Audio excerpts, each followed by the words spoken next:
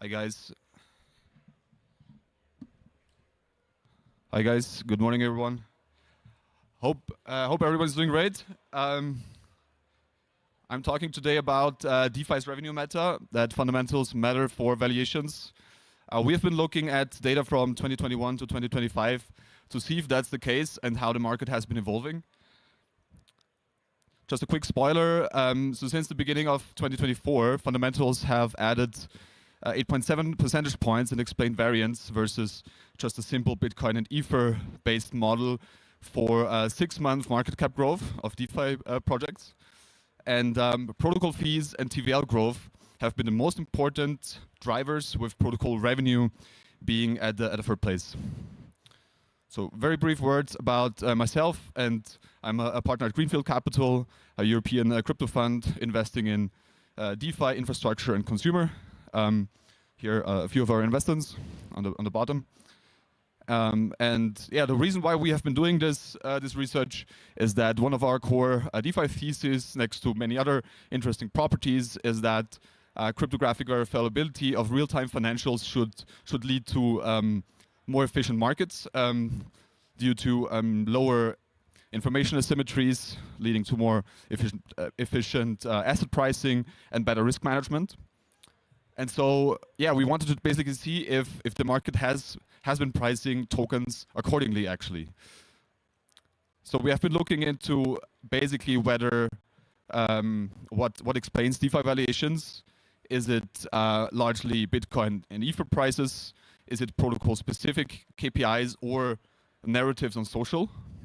And how has that changed over time horizon, and market regimes?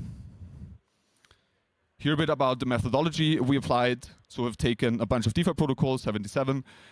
We have taken Bitcoin and Ether prices as proxies for market beta within the crypto market, also capturing macro flows. And then we've taken a bunch of different on-chain KPIs as protocol-specific fundamentals. For example, protocol fees, protocol revenues, TVL, users, transactions, and taking the growth rates of those. And then we built a bunch of random forest machine learning models. The first one being only taking Bitcoin and Ether price growth, the market-only model. Then a model only taking into account protocol-specific KPIs, a simple last valuation benchmark, a model with market beta and Twitter followers for measuring social narrative, and then a combined model of market beta and protocol-specific fundamentals to basically control for just Bitcoin and Ether price being a heavy driver of KPIs like TVL growth and also DEX trading volumes to kind of separate out what the impact is of the protocol idiosyncratic KPIs. And then we have basically trained the models over 12 months, rolling 12 months, and then we have tested them on the subsequent 12 months, basically seeing what is the explained variance of the prediction of the model and the actual data, and to see basically how the market has been evolving and based on the feature importances and also the performance. And we've taken different time horizons, 1 month, 3 month, and 6 month growth rates to see how long does it take for the fundamentals to be reflected. And yeah, one thing to highlight is we didn't try to predict the future. We rather wanted to see to what extent market participants have priced in fundamentals over time. So we looked at the same periods of the fundamental KPI growth and market cap growth. So here, one of the key findings being that over a 6-month time period, fundamentals actually significantly out-explain the simple market beta model. On this chart, you can see basically on the x-axis the different evaluation periods, the 12 months each. Towards the end, it's getting shorter, up to a minimum of 3 months, to incorporate the latest data as well. And then each bar shows the additional explained variance in terms of Pearson R-squared of like the fundamentals models over the simple market beta model. And when we can see actually, yeah, there is a significant uplift, and it has to some extent increased over time, and that pattern actually has held as well over different market regimes like bull, bear, and flat markets. Here, 1 month time period, we can see that there is very little uplift or even negative at times. So at the short time frame, market beta dominates. At 3 months, we have a medium uplift, 2 percentage points on average. And then here, 6 months again, we can see basically that it takes several months for fundamentals to really play out to make a big difference in terms of the additional variance being explained by fundamentals over just simple market beta. So that being the key second key finding, takes actually, yeah, quite a significant time for real-time financials being priced in. So despite real-time financials, there's a significant time lag. And so question is, does that mean DeFi markets are very inefficient due to maybe slow information dispersion and decision-making time lags? And I guess to some extent that's the case. But I think it can also basically indicate that that there's rational behavior actually, that investors, market participants actually wait to what extent a certain KPI momentum is sustainable and continued versus just being a blip in the pan and a short spike. And so investors probably are waiting for persistence to really price the fundamental KPIs into valuations. Here the most important drivers. We have basically shown the pre-2024 KPIs feature importance in the background, and the foreground it's from 2024 onwards, with TVL always having been historically the most important, still the most important, but it has ceased in importance in the more recent periods, where you can see, like, in the foreground, the full colored bar being the later periods. Protocol fees and protocol revenues having gained significantly in importance. So now monetization matters much more than before. Over, for example, like more leading indicators like user growth, daily transaction growth, also I guess that are also more easy to be manipulated with incentives, since yeah, it's rather cheap to just like spin up an account and perform some transactions, with like the kind of hard financials being more difficult to be pushed with incentives and to be faked. And yeah, a clear signal basically that the market has been evolving towards pricing in real monetization over time. So we believe actually that indicates a maturing DeFi market, that revenues matter still, take several months for them to be priced in. What are the implications for builders? Sustainable fundamentals do pay off, so it does make sense to really focus on sustainable fee revenue, protocol fees, for fee growth versus just mercenary activity. And right now, top line growth, fee revenue has been more important than the revenue metric that's basically accounted for to be like really clearly attributable to token holders.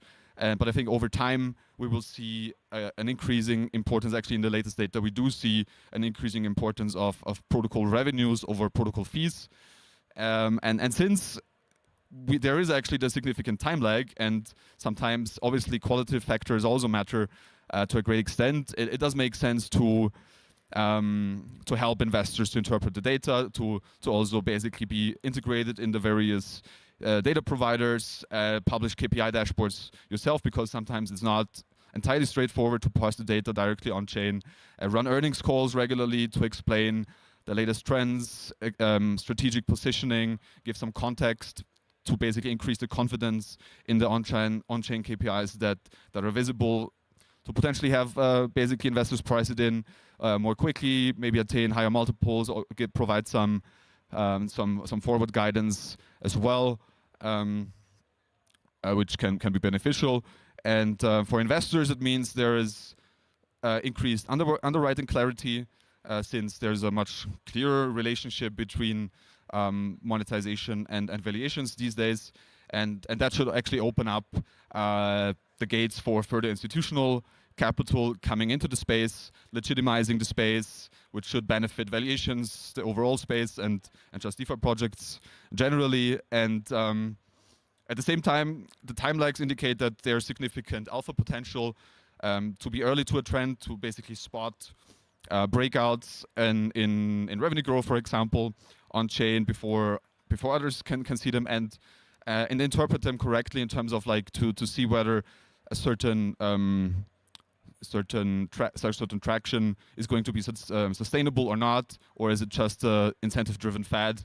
And so yeah, I think like still you could say quantitative signals obviously increasingly matter, but at the same time you need to combine it with just qualitative assessment, strategic positioning, and basically because it's mostly about the future, and to kind of build a holistic picture. Here, if you scan the QR code, you can find the full report and my contact detail. Feel free to reach out, follow me on Twitter, and happy to answer any questions. I think there's not super much time left. But yeah, thanks a lot.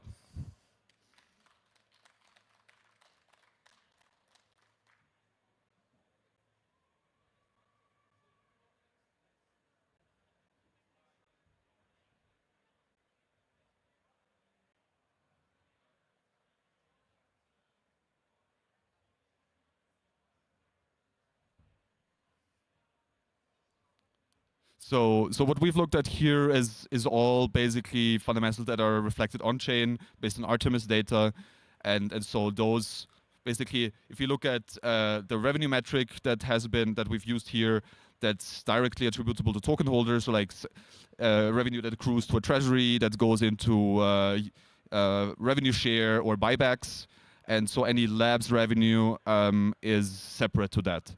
And I mean, I guess going forward, it's going to be, I think, yeah, very important to kind of really try to align incentives and have like, I mean, I guess we see that with Aave more recently, basically. Like, I guess you have to really, I think, work on better governance models of how to make sure that whatever you invest into future growth is really benefiting token holders after all. And I think, yeah, generally, we're looking also a bit into buybacks. I think they don't really make so much sense. They make sense because there's not so much trust that actually earnings will really benefit token holders, but in the end, that should be the case. And I guess that's a bit dynamic. So I think time is over. Thanks a lot.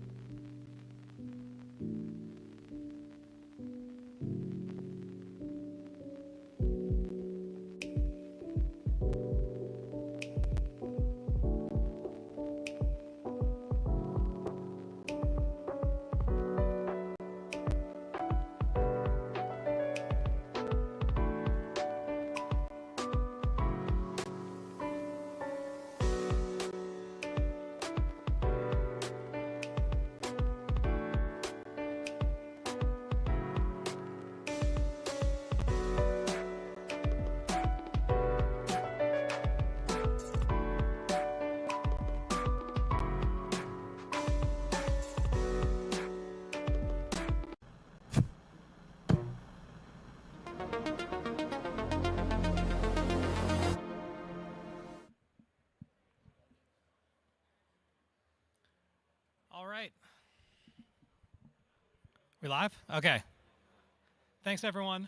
So my name is Dan. I'm one of the founders of Nascent. We do early stage venture checks in crypto. We do focus on the pre-seed and seed stage. I've been pretty obsessed with DeFi and with the idea of an open financial system since 2018. So at the very first ETHDenver, I came here. I met a lot of the early projects like 0x,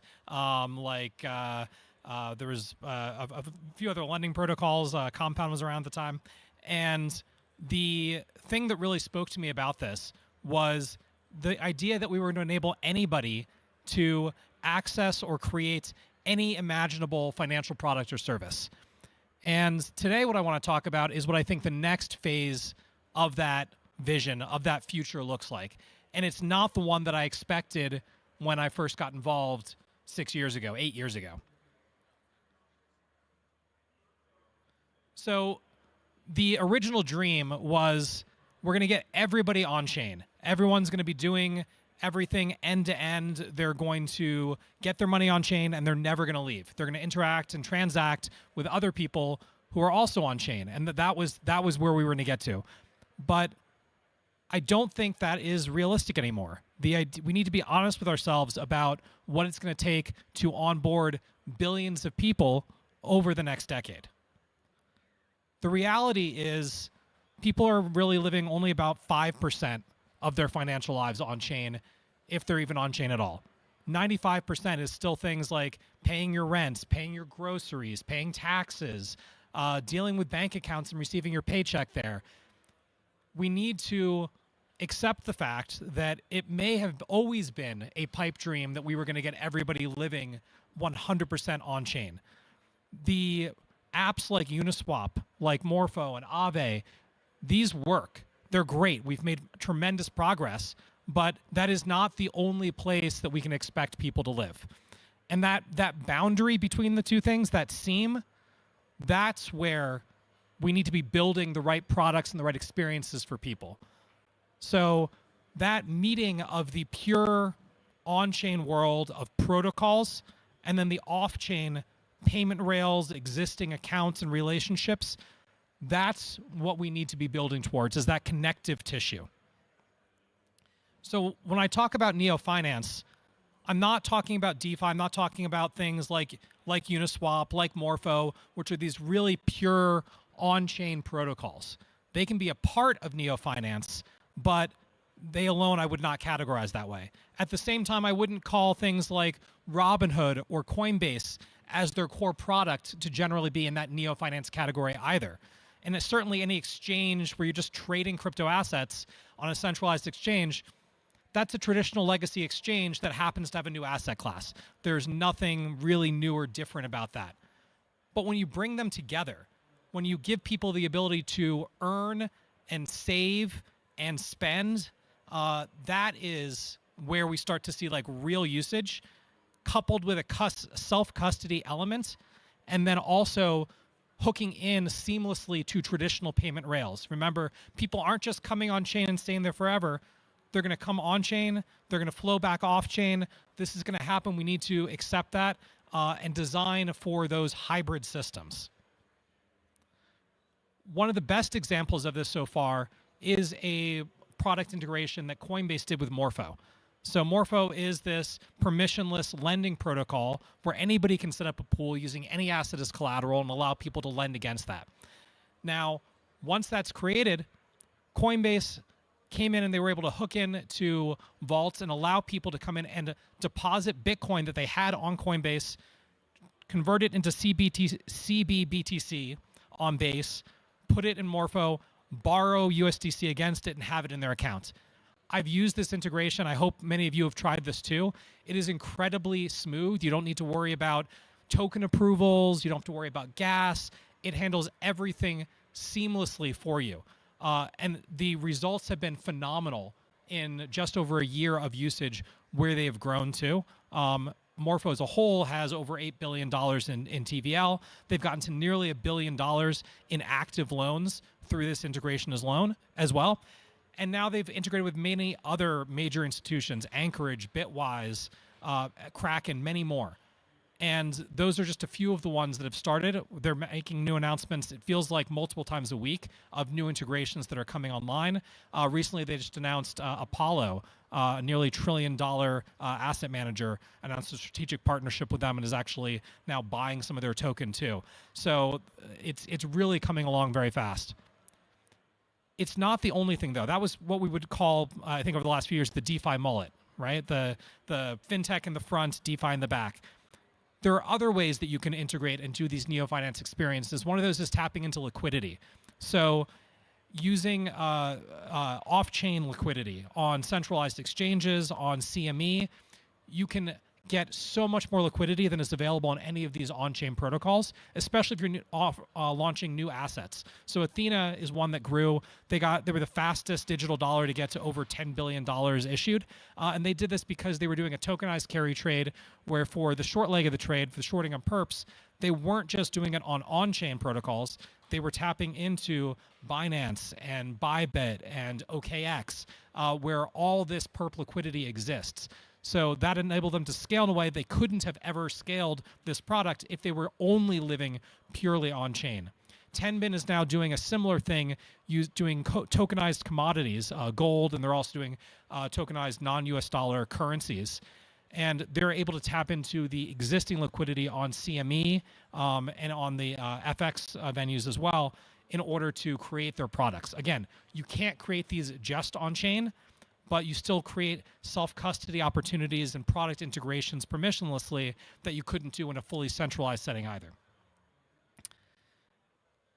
The thing that I'm actually the most excited about is these on-chain neobanks. So through the growth of stablecoins, the ability to have self-custody wallets where people can earn into bank accounts that are then linked, immediately convert them into stablecoins, allow them to invest those, earn off those, and then off-ramp them easily, usually via debit cards. It was really hard to even track down the number of these out there. I only included a few here. EtherFi is probably the largest. Cas, Takanos, Dollar App, UR. Many are coming online fast. And this is really enabled by stablecoins. Stablecoins have absolutely hit escape velocity. I don't need to tell you about all the integrations that have happened with folks like Stripe and PayPal and Visa, but it is kind of crossed that point where in previous cycles we may have seen institutions pull back. They all realize there's real non-speculative use cases here that they're very excited about, and they're putting massive capital, massive resources, and strategic initiatives behind it. One of the reasons they're able to do this is regulatory clarity. Getting the Genius Act passed in the US was huge. We've seen similar legislative pushes in other countries around the world. That's made it much easier for banks and other traditional financial institutions to do these integrations with on-chain services. And we're seeing hopefully workable frameworks on the securities front emerging as well. Let's see if the Clarity Act can get there. And also infrastructure. Finally, we're at a place where we have these real scalable, fast, low-cost L1 and L2 experiences. Account abstraction is real, so people don't have to worry about managing gas. It can all just be bundled on the transaction. And onboarding new users is finally smooth, right? Just with an email address, being able to have a wallet set up, connect your bank account, be on-chain, earning interest in a vault, and then immediately spending out of that via a debit card. That seemed really hard to believe we were going to get there 4 years ago, but today it is just table stakes. Anybody can spin these up very, very quickly. So the message from this, I would say to builders, is stop pretending that the off-chain world doesn't exist or is going away. It's going to stay there. Your opportunity is to build at this seam. Meet your users where they are. They are going to still have payments. They're still going to have a lot of their assets that are off-chain. Accept that fact and build the best integrated product experience. If you're building something where you're not working necessarily directly with end users, you're building new assets, new derivative type products that are tokenized and on-chain, think about how you can use these integrations into legacy venues and liquidity. There are now a number of partners who have broker-dealer licenses and other things that enable them to work with you and help create these products. BlackRock has done an amazing job with their BIDL funds, basically tokenized money markets. that are kind of KYC'd and whitelisted, but are then wrapped and used in other products as well. And when you think about what this can be, think about the full life cycle, right? Where are your users? You can't just build for people who've historically had a lot of Bitcoin, a lot of ETH. Those are still very valuable users to get, but think about how much larger the market is that you can now address when it is this easy to both on and off-ramp people and integrate them into protocols.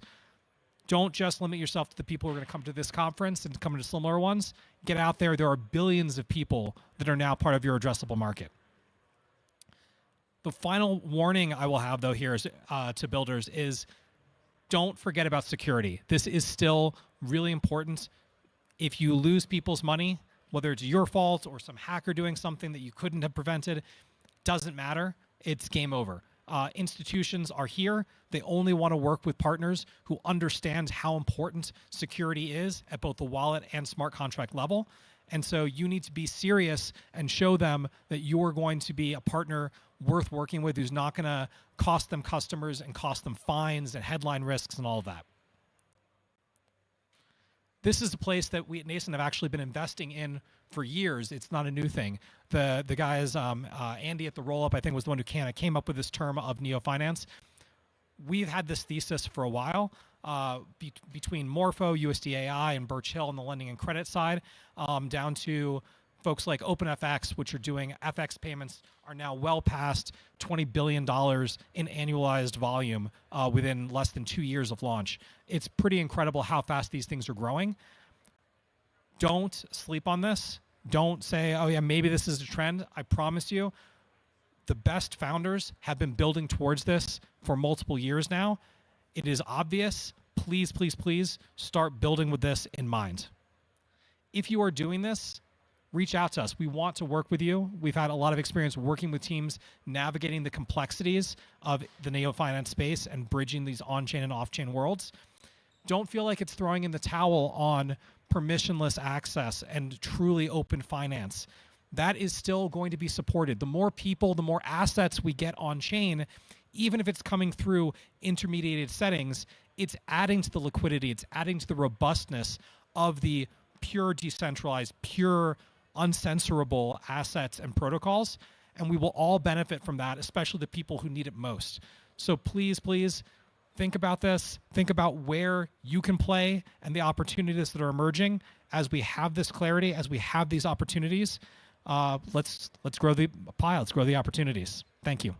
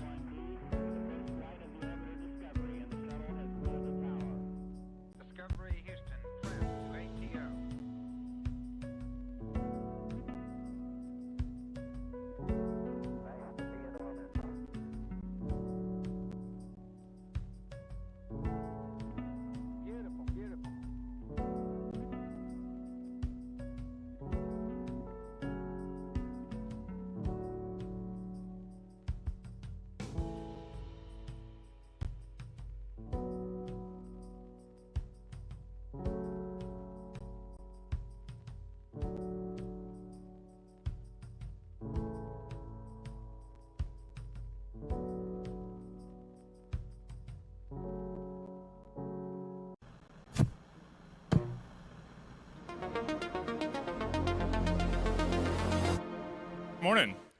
Appreciate you guys coming out. We got a lot of people here that may know who Aaron and I are. We are the principal and CEO of Digital Ascension Group, and we are a multifamily office. We specialize in digital assets, provide institutional custody for our clients, do wealth management, estate planning, taxes, all the stuff that you'd think of. So the gentleman up here, I want to start with this. He talked about swapping between assets to a stable coin and then putting that to work and then swapping back. Anytime you're exchanging one token for another, that is a taxable event. So if you swapped to Morpho to earn yield on your BTC, if you had appreciation on that Bitcoin, you now have taxes on that Bitcoin. Not fun. I think it's stupid, but that is the way the tax law works today. We advocate for a lot of things with the digital chamber, and we try to explain stuff to them. So I'm hoping that we'll get that changed over, but I just wanted to start there. So I think for context, a lot of people, raise your hands, how many people here know who I am? Okay, a few people do not though. So I'm gonna give you guys some background and how we ended up getting to where we are today, and then we will, talk about where we're at and then where we're going. So I got into crypto in 2020. Before that, I'd gone to school for finance, did not work in the industry at all. Worked in sales, did industrial sales, and then started consulting and doing M&A. And I'd saved up money for my wife and I to buy a home, which we still haven't done, and I get hell about all the time. So the market fell in 2020, and I didn't even get into crypto originally. I was looking at stocks, and everything I learned in school, like Buffett indicator, Sharpe ratio, PE ratio, everything was overvalued. And so I thought, okay, I'm going to stay out. I'm going to wait for a pullback. And we got it, right? COVID happened. Everything played out. And I didn't get the bottom in the stock market, but I got into Facebook, Google, Amazon, and Tesla. I thought, the world shut down. These are going to do okay. And they did. They rebounded really quickly. And they got back to the same levels where I thought there was risk in the market. And so I thought, all right, well, I better de-risk. And then I got into crypto, right? So watching a debate between Peter Schiff and a Bitcoin guy, and that's when the aha moment happened for me. And I'm sure many people here, you have listened to something or read something, and the light bulb went off for you on what this technology is and the difference that it makes and why it's an opportunity in the market. So I rolled everything that I made in stocks over into crypto, took 13 positions, and I did very well in 20 and 21. And I got to the height of the market, and I had way more money than I have ever had in my entire life. And I thought, oh no, I don't want to mess this up. And so I started seeking professional help. Like going to school, I understood I needed a CPA, I needed a tax attorney, I needed an estate planner. And when I went to go look for that, it was crickets. Like I called over 100 different firms across the US trying to figure out who to work with, and I whittled it down to the 5 people that actually knew what they were doing. So I structured my estate, mitigated taxes, and then I got on social media in 22 and I started talking about what I had done and how I had done it. And many people gave me the deer in the headlights look, like, what do you mean you can do this for crypto? There's no regulation. We're just now to the point where we have some regulation coming here in 2026. And so, with that, a few people were nice enough to make some introductions to some family offices. We started consulting for them. And then over the last 3 years, we built out a full end-to-end service provider for high net worth individuals or private clients when it comes to crypto.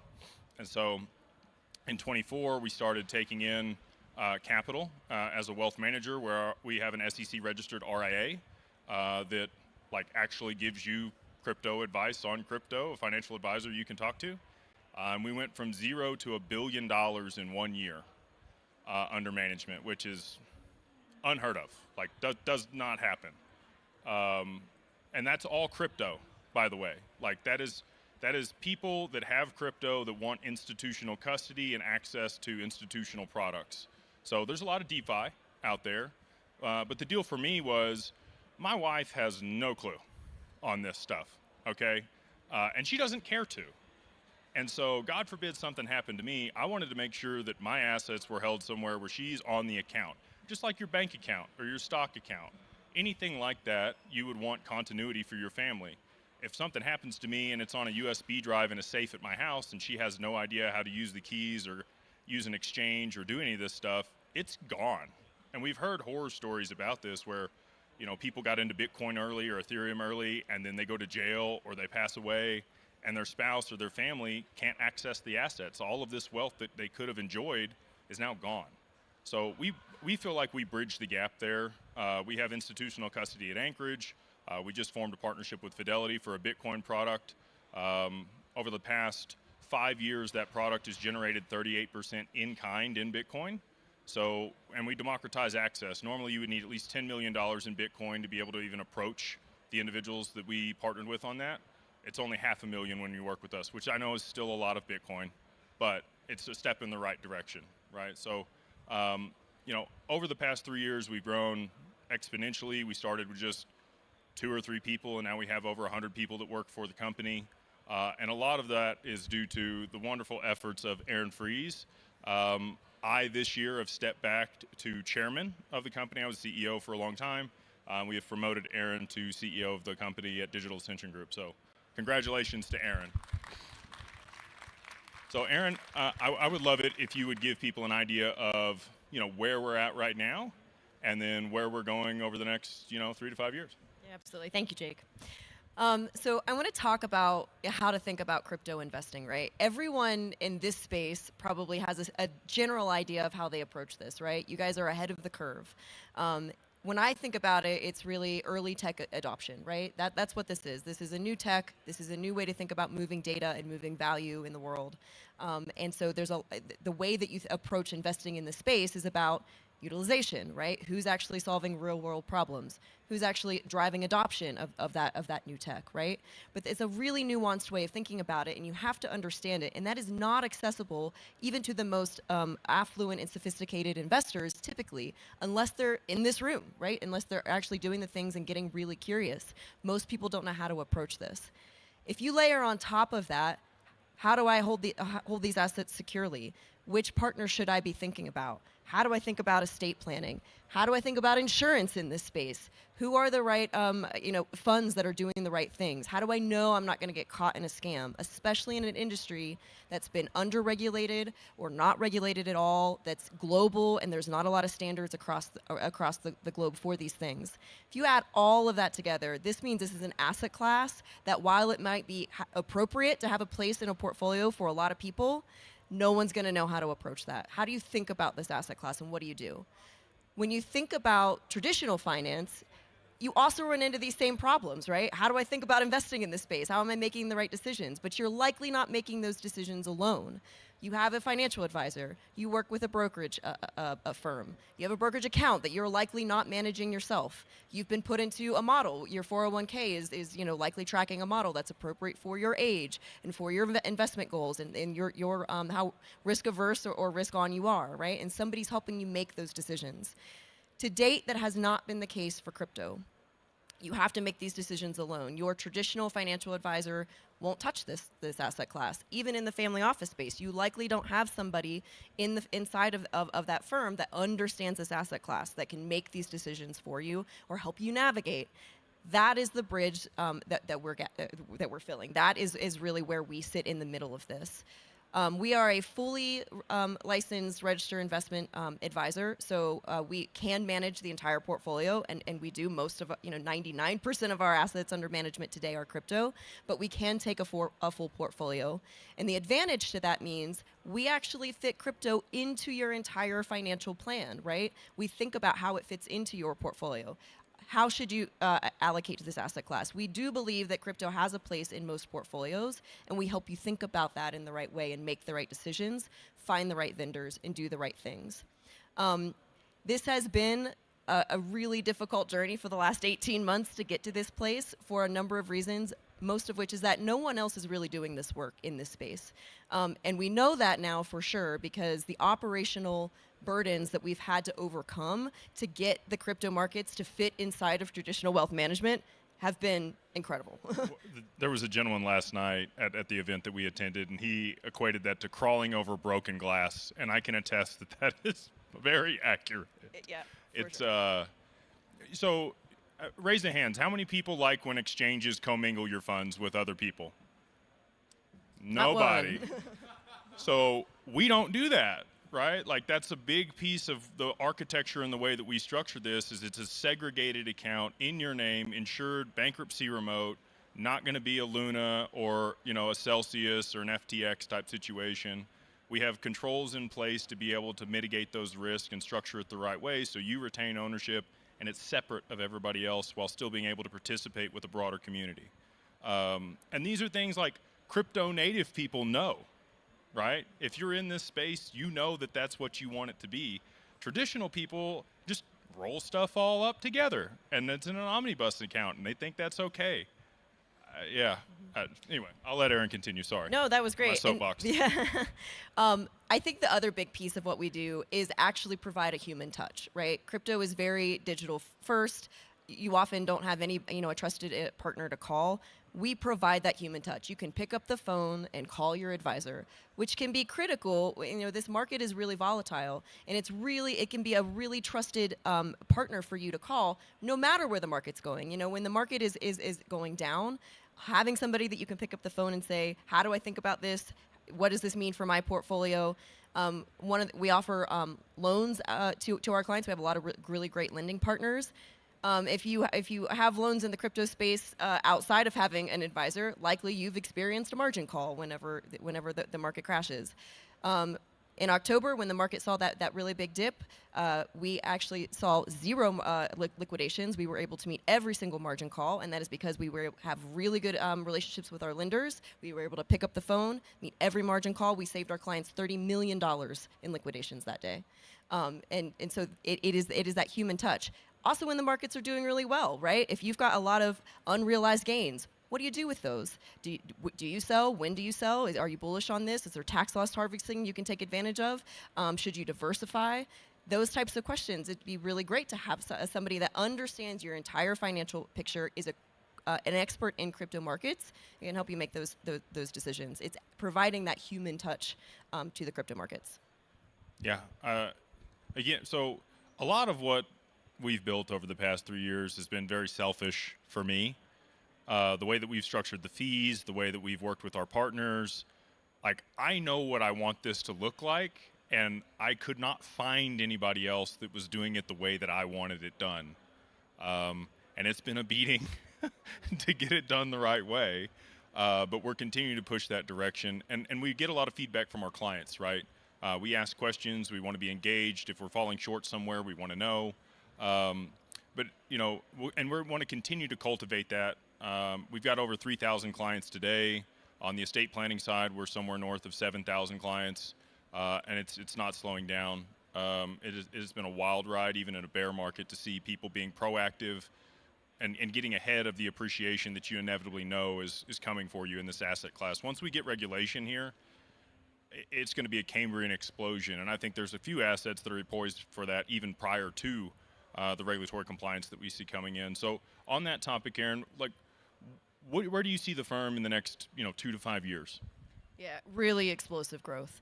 So one of the things that we're really focused on is how do we get these tools in front of other financial advisors, right? I think when it comes to the wealth management space, I've always thought that this is the missing link in crypto markets. I think crypto's always been a little bit upside down. It's been retail first, right? Not institution down, but retail and up. And I think that the way that you unlock a lot of liquidity in crypto markets is getting every financial advisor to be able to allocate some portion of their clients' portfolios to crypto when it's appropriate and in the amount that it's appropriate. But how do you do that? For years, there's been education in the space for financial advisors. They've been able to learn about blockchain, learn about crypto markets and how they operate. We've gotten further along with regulatory clarity, so they're able to actually access this market. The missing piece has been, how do you actually do it, right? If you have a financial advisor sitting in a traditional firm and they understand crypto, they know that their clients are asking for this, and we know that's happening because we have many financial advisors knocking on our door asking for this. So everyone's asking for it, but they actually need the tools to be able to click a button and allocate and get reporting and billing and all of those things done for them. That is what that's what we're working on right now, is putting all of those tools in front of every financial advisor in the country and helping to really create a lot of liquidity across the space. So we expect explosive growth. I mean, this has all been organic growth to this date. I mean, truly organic growth. We've done 0 paid marketing, and we've grown to this point, which means that the market wants this. Everybody would like to have advice and somebody to call when it comes to this market and how to access this and how to think about it. So we expect a lot of really explosive growth. We're launching a lot of new products. We've recently launched a product specific for retirement accounts that allows you to do some algorithmic trading within an asset inside of a retirement account. We're looking at international expansion in the UAE and either in Singapore or Korea. So we've got a lot of really big plans. And in the next 5 years, I expect us to be, I mean, we went to 1 billion in 1 year. I expect us to 100x the company within the next 2 to 3 years. Yeah, it's going to be I feel like we're strapped to the back of a rocket. And that's beautiful, but it also comes with a lot of headaches, and you have to be able to meet demand and scale. I would say 2 things before we close out here. One, we try to align ourselves with the client. Many people that are a financial advisor do have the ability to get some exposure to crypto today. Like they've got the ETFs that they can allocate to. We work with people that want direct exposure, right? So there's a lot of people that buy paper gold derivatives, right? But we know where that's going. And that's why so many people have started to buy physical gold. You want the actual asset. You want the bearer asset. And that's what we allow people to do, is make an allocation directly to the bearer asset while still getting access to all of these large financial products and institutions in a way that mitigates risks and it's structured the right way and protects you and your family for multiple generations. And that's really where, a lot of my attention and time goes is how do we make this last for your family for the next 10, 20, 100 years? How do you maintain an allocation to this asset, be able to borrow against it, put it to work to earn cash flow for you? Just like real estate. Like the analogy that I could give you there is like a lot of people think about taking a HELOC out on a house that's rented out that pays for itself, right? How do we do that with DeFi inside of an institutional environment and structure that so that the people that are holding these assets have access to those products at scale with the best partners and insurance and all those things? So that's where I think we're headed over the next 3 to 5 years, and excited to be along the ride with you. Same. Let's go do it. Appreciate y'all. Thank you.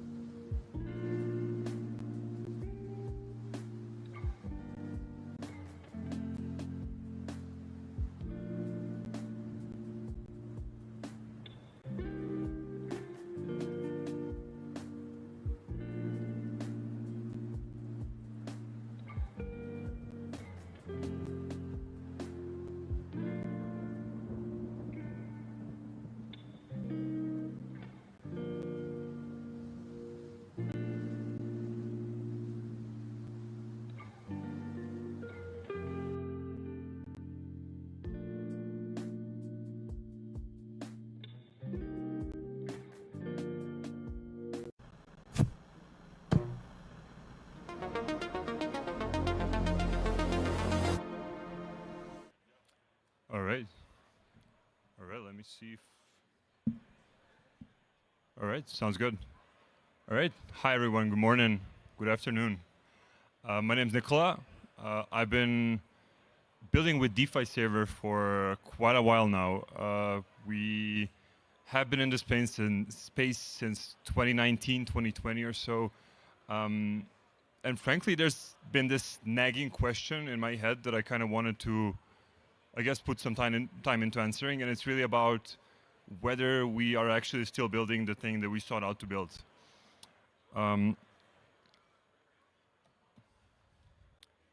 So the original Web3 promise, the original Web3, I guess the idea, it was really a movement that had a technology as its catalyst, but it was really a value-based movement. It was a movement around kind of transparency, openness, equal rights, and universal access. And DeFi, as a movement, kind of appeared in. Well, it was born in this ecosystem, and it carried this ethos with it. It was meant to be this financial system that didn't really care who you were or where you were from. It was MakerDAO was this, I guess, the poster child of DeFi. It was the project that really coined the term, and it was very, what I'm trying to say is it was very aligned with the decentralized ethos of Web3 in general. It was this fully transparent, fully on-chain project that had a stable coin whose peg was fully owned by the community. It kind of proved that this unbanked mission was actually a reality, that it was actually possible. However, fairly quickly we realized that the project of that kind is kind of hard to scale, in the sense that well, we needed to execute some compromises to actually get to the millions and the billions. First off, it was kind of different types of collateral. Then it was USDC with a shared peg, essentially tethering DAI to a fairly centralized stablecoin. Then it was RWAs, and then finally, essentially government bonds as backing for DAI savings rate yield. So finally, after a few years, DAI actually in Maker turned into this fairly institution-focused organization with a stablecoin that's actually fairly centrally controlled and has all these kind of powers over the holders. So there's this thesis for brands catering to enthusiasts, how they will inevitably kind of betray their users, because we as enthusiasts, we're actually a pretty bad customer to cater to. We're very demanding, we're very fickle, we're very happy and quick to point out when things aren't perfect. We're very quick to find flaws, and we're very happy to try the next thing and trying to move on to something that we think might be better. So for these brands, whether it's enthusiast phones or whether it's finance or really any technology, in order for those products to scale, that actually need to move on to these larger markets, and thereby kind of sacrifice what made them great in the first time, sacrifice what made them attractive for the kind of early adopters and the enthusiasts.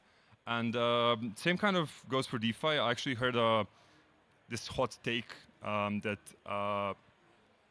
DeFi will eventually, all the projects in DeFi will eventually either become infra or they'll be competing with Robinhood. So the thesis is essentially you either become a backend for institutions and banks, or you become or you try to kind of onboard everyone's grandma essentially, or you make these kind of weird videos. But either way, DeFi just becomes like a tab in your favorite banking app. So the numbers kind of confirm this. We have these kind of record TVL numbers. We have millions and billions and trillions of capital coming into DeFi. But if you look at the poster childs of DeFi right now, so Aave allegedly has, well, the top 100 depositors in Aave allegedly hold 85% of the total value locked. and the numbers for MoFo are allegedly even worse, in the sense that the top 100 holders actually hold over 90% of the TVL. I didn't check these numbers. I found them online. I didn't calculate them on hand, but I'm pretty sure it would be somewhere in that ballpark. And these are institutions. These aren't retail users. So does DeFi still make sense? Is this the future of DeFi? Are we kind of done? Should we all kind of, go work for BlackRock essentially? Well, a lot of smart people actually think DeFi does have a future. Vitalik recently made a case that DeFi could be Ethereum's killer use case, the same way search was for Google essentially. And safe DeFi or low risk DeFi, meaning collateralized loans, savings protocols, stable coins, things like that. So Ave's Stani Kulchov famously very all in on DeFi. Obviously, Aave has its institutional avenues, it has RWA markets, it has its consumer-facing app, but very much opposed to charitable DeFi still. And well, frankly, me as well. The thing is, coming back to the original thesis, both of the paths for scaling DeFi make a point that to scale, DeFi will have to become CeFi or something in between and kind of sacrifice the ideals that made it great, actually. The thing is, the values of DeFi aren't necessarily idealistic. They're actually very practical, very tangible. Take transparency, for example. It's not an ideal. It's this force that actually keeps us on the right path. It keeps us from making bad decisions. Kind of like open source software is ironically more secure and more safe because it's out there in the open, because everybody can see it. In the same way, when everything is open to scrutiny, we're kind of safer from making a bad choice because we get the feedback. It's essentially this kind of systemic safeguard that keeps DeFi from creating another 2008 scenario. Similarly, openness enforces competitive products. It's this force that doesn't really allow for closed, walled-off gardens and closed ecosystems in DeFi, because being part of this global open ecosystem, financial system, really makes for a better product. That's the actual force. We could go on and replicate all these traditional finance systems on chain, but that would just be scratching the surface of DeFi. It just doesn't it doesn't begin to cover the potential of DeFi, is what I'm saying. And in a heavily centralized world, in a heavily monopolized world where all these industries are kind of centered around a couple of large players, this feels more important than ever, especially for an industry as crucial as finance. Self-sovereignty similarly protects us as users from government and corporate overreach. This is the kind of on the flip side, if you're a product owner, this is what protects you from a hostile governing climate. Because in a hostile governing climate, actually the best thing you can be is non-custodial, because you're hands off and you can't do wrong and you can't do evil, even if whether you wanted to or whether you were coerced to in some way. And obviously this balance of self-sovereignty implies some sort of self-responsibility as well, and a lot of people would be happy to outsource their responsibility to a bank in exchange for some of their independence. And I think that kind of makes sense for a lot of people. I don't think that's a wrong choice, but even in that case, putting banks on blockchain rails essentially makes them more efficient, it makes them more transparent, and makes oversight easier. So generally, again, a net positive for us as consumers. The obvious thing about the Aave numbers, if Aave has like around 115,000 depositors, that means there's like around 100,000 users, kind of like us, normal users that have like 4 to 6 digit TVLs, portfolio balances, and they just kind of use this product, they get value out of it. And the infrastructure is there. Transactions are fairly cheap. The protocols are fairly battle tested. They're fairly safe and secure. We know how to make them now. Even wallet UX is getting fairly good. And all these wallets are using all these DeFi products behind the scenes and actually providing, for example, savings protocols to to so many people that actually didn't have them beforehand. And yeah, but I mean, if somebody tells you about wallet UX and crypto UX and how it's like this bottleneck and it sucks, and you know it's like this bottleneck for adoption, just I mean, frankly, tell them to shut up, because it works. We're doing the thing. We are out there. We're banking people. People are actually using this, and there's so many advancements actually being made and actually implemented in the real world that actually make this UX pretty smooth. So maybe they should go out there and actually use these products and try them and talk to the people and see what they can do better in their own yard and figure out who they're building for. So if you got into DeFi a while ago, based on this promise that you were going to make a difference, whether it's on even on some minuscule level, and now you're kind of asking yourself deep down if that was a farce, and if we're kind of doing just TradFi on chain, don't. DeFi is making a difference. It's making a real difference. It's this large equalizing force in the sense that, well, take stable coins. Sure, they provide efficient payment rails in the developed nations on the West, but they also provide access to the global financial system in places where inflation is very high and access doesn't actually exist. Savings protocols, never before did you have savings options that actually gave out the exact same yield whether you had a position of $100 or $100 million. It just didn't exist. They get the exact same equal yield.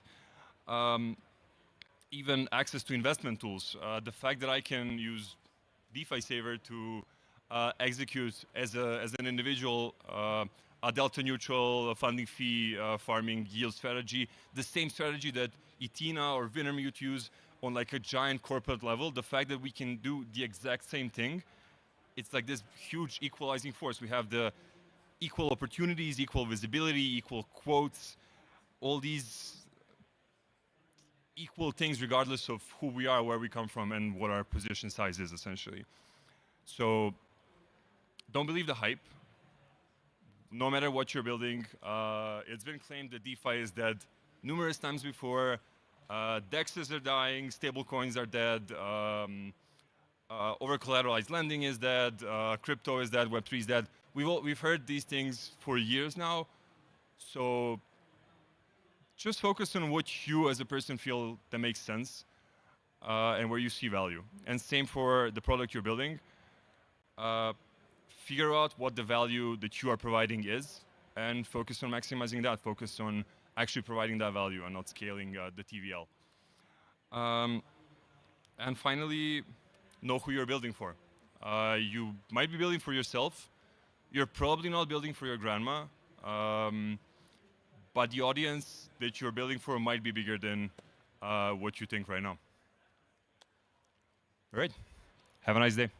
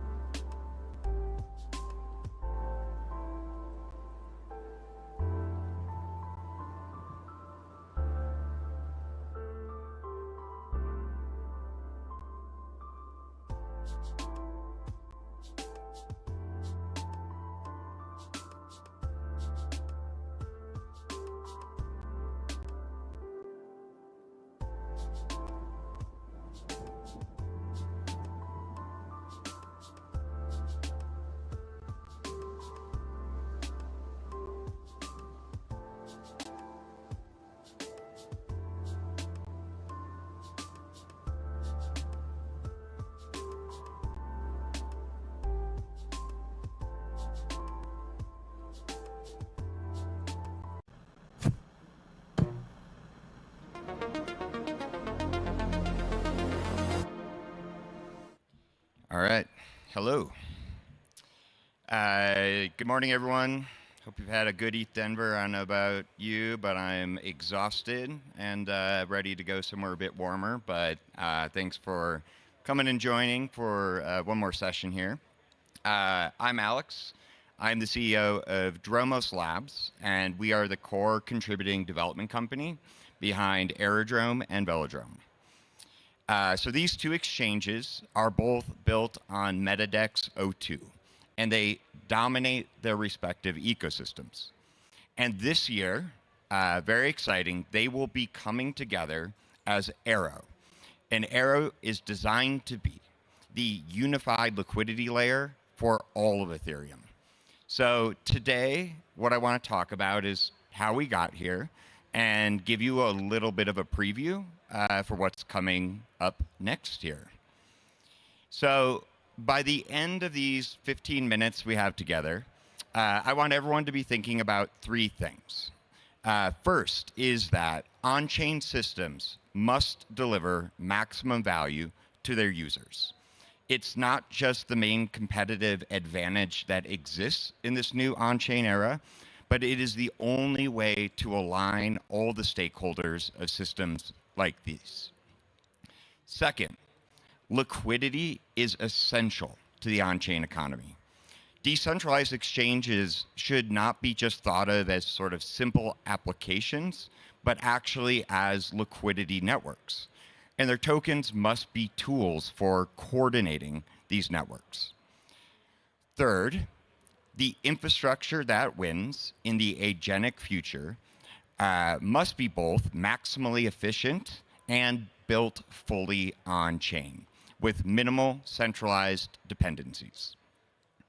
So at Dromos, we don't just see our work as building better products, but better systems, better infrastructure. And everything that we do in our work is guided by a belief that shared systems must create shared value. I believe, as I'm sure all of you do because you're here, that there are better ways to build this infrastructure.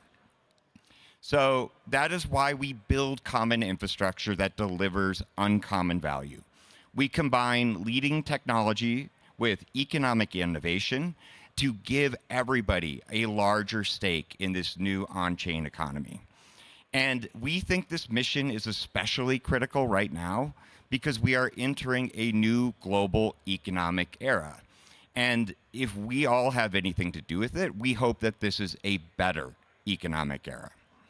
Because just as the world came online, it is now coming on-chain. And frankly, we are still in the earliest days of this. Brian Armstrong, the CEO of Coinbase, recently predicted that as much as 10% of global GDP could move on-chain in the next 5 years. And as you can see here, that would represent a massive order of magnitude increase over the size and scale of our industry today. And I think everybody in this room knows why this is happening and why it will happen. It's because products that are built on-chain, just like the disruptive digital products and services that came before, are better. They're faster, they're cheaper than incumbent solutions. And as just one tangible example, say you need to convert US dollars to euros. Traditionally, you would have to pay up to 3% in transfer fees and maybe wait 1 to 5 days for that to execute. Well, right now, on-chain, on Base, on Aerodrome, you can get execution that is up to 300 times better. We're not talking about the future anymore. We're talking about now. And the reason that this is possible is because on-chain systems and their core technology, the token, represent the biggest revolution to coordination since the very invention of the firm. Because when systems can run autonomously, the distinctions between insiders and outsiders flatten. Everybody from the teams to the foundations to the investors to the participants, they all simply become users of the same shared system, which means that the systems that will win will be the ones that deliver the most value to those users, to all the participants. And this is fundamentally the thesis that drives us, that any industry or any product built on centralized value extraction, or frankly, any on-chain firm that extracts value to teams or insiders will struggle to defend itself against these hyper-efficient on-chain firms that internalize and distribute value maximally. And this will be especially true at one of the most essential layers of this on-chain economy. So we've seen this play out over the last 10 years, and it is why Ethereum is still the world's computer. And in 2026, I believe we'll see focus shift to the next most essential layer of any economy, the liquidity layer. Decentralized exchanges already generate more value than the EVM chain layer itself. And I love this stat because I think it's not well known, but last year exchanges generated $5 billion in fees versus EVM chains collectively generating about $3 billion. And as chains become faster and cheaper, this gulf in value accrual is only going to widen. And this is because the liquidity layer is as essential to the functioning of this on-chain economy as the very chains themselves. Without it, nothing else can happen. And so just like Ethereum, we should expect the winning liquidity infrastructure to be four things. First, neutral, not competing with other layers, but enabling them. Second, open, a network where anyone, anywhere can contribute and be rewarded proportionally to that contribution. Third, aligned. The interests of all these different user groups need to be aligned by incentivizing behaviors that strengthen the system as a whole. And finally, efficient, because better execution will always win, and this is going to be especially true in this new agentic world.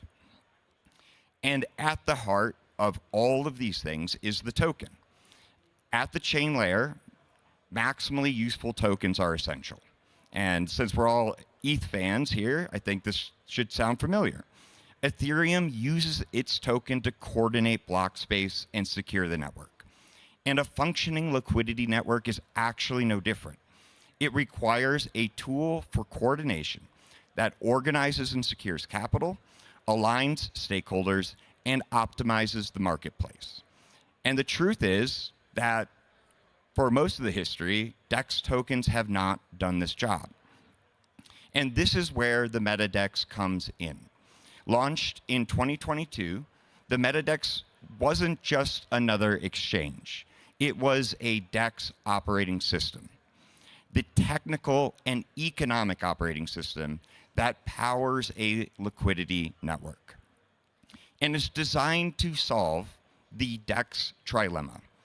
Simply put, a winning exchange must align the interests of three critical stakeholder groups: traders who just want the best execution, liquidity providers who just want the best rewards, and token operators who must be rewarded for coordinating the network. And this requires a token that is not an afterthought, that is not slapped on after the fact, but like ETH is maximally useful. A token that, when used, represents a claim on the full productive value of the exchange and of the network. And by the way, in our case, this isn't just 100% of the trading fees. These are additional streams like launch payments and liquidity payments. And that claim is continuously redistributed by providing the most value to the system. And for a DEX, what that means is the users who are providing active liquidity. This is who gets the claim on all of that collective value, because traders depend on that liquidity. And this kicks off a sustainable flywheel of growth. Higher rewards attracts more liquidity, which drives better execution. Better execution drives more revenue. More revenue attracts more token operators who direct better rewards back to liquidity providers. And the cool thing about this is every single one of these groups is merely acting in their rational self-interest, and in doing so, they strengthen the collective network. And let there be no doubt, this system works. MetaDex is the first DEX OS to dominate legacy exchange models almost anywhere they compete head-to-head. Without a dollar in VC funding, they have captured a commanding 74% of flows against the category leader. And that is the power that comes with aligning incentives. And they are also amongst the top revenue-generating protocols anywhere on-chain. Over the last year, Aerodrome actually ranked number 5 in the entire on-chain economy, just behind Ethereum and Solana. And yes, they continue to even lead the category leader, despite servicing just 1/5 of EVM today. And in Q2, MetaDexes will be getting a massive upgrade with the launch of the all-new Arrow, built on our latest DEX OS, MetaDex 03. Arrow is designed to be the first unified liquidity layer for all of Ethereum. And it's a step that will take Arrow to a new level of scale, transforming it from the leading exchange on L2s into the exchange layer of the entire on-chain economy. So I'm going to quickly share some core features. First, we have these all-new economic engines. The Air engine will make emissions dynamic and responsive to the market. The Rev engine enables new revenue streams for Arrow, fueling real-time buybacks of the token. And the result of this is the Air engine reduces inflation while preserving value for LPs. The Rev engine supercharges token buybacks, increasing yield for token operators. And simply, this just means more in and less out. And according to our backtesting, these two engines could reduce realized inflation by a whopping 85%. Second, institutional power. Slipstream v3 will include an upgraded dynamic fee module, Robinhood Citadel-style fee rebates, and the first AMM to internalize MEV value via auctions built directly in. Third is user experience. With MetaSwaps, Arrow will introduce the first fully unified swapper, bridge, and aggregator all in one, which means users can discover tokens on any chain and swap without any complexity. And Autopilot, which will make it very easy for everybody to automate and tap into all of these systems. So under the hood, it all comes back to Arrow. By vertically integrating all of this into a single exchange, expanding across EVM, aligning every market under a single token, Arrow will operate at a scale no other token has ever reached. And just to show you the opportunity scale here, decentralized exchanges generated over 5.5 billion in fees. That's 20 times what Aerodrome and Velodrome generate today. And if I'm skipping ahead because I know we're out of time, this means the scale of the opportunity for the winner of the exchange layer across EVM is larger than any in the entire industry. In crypto history, no token has ever aggregated multiple verticals and networks in this way. Only chain tokens manage anything close, and they are restricted to their individual ecosystems. And because Arrow will remain an open network, just like Ethereum, anyone can participate. Builders, traders, institutions, all connected by a single economy. So thank you so much. We will be launching in Q2. And just because, when you're on a stage like this, you want to drop a little teaser. We have not announced everything that will go live, with Arrow in Q2. So please stay tuned.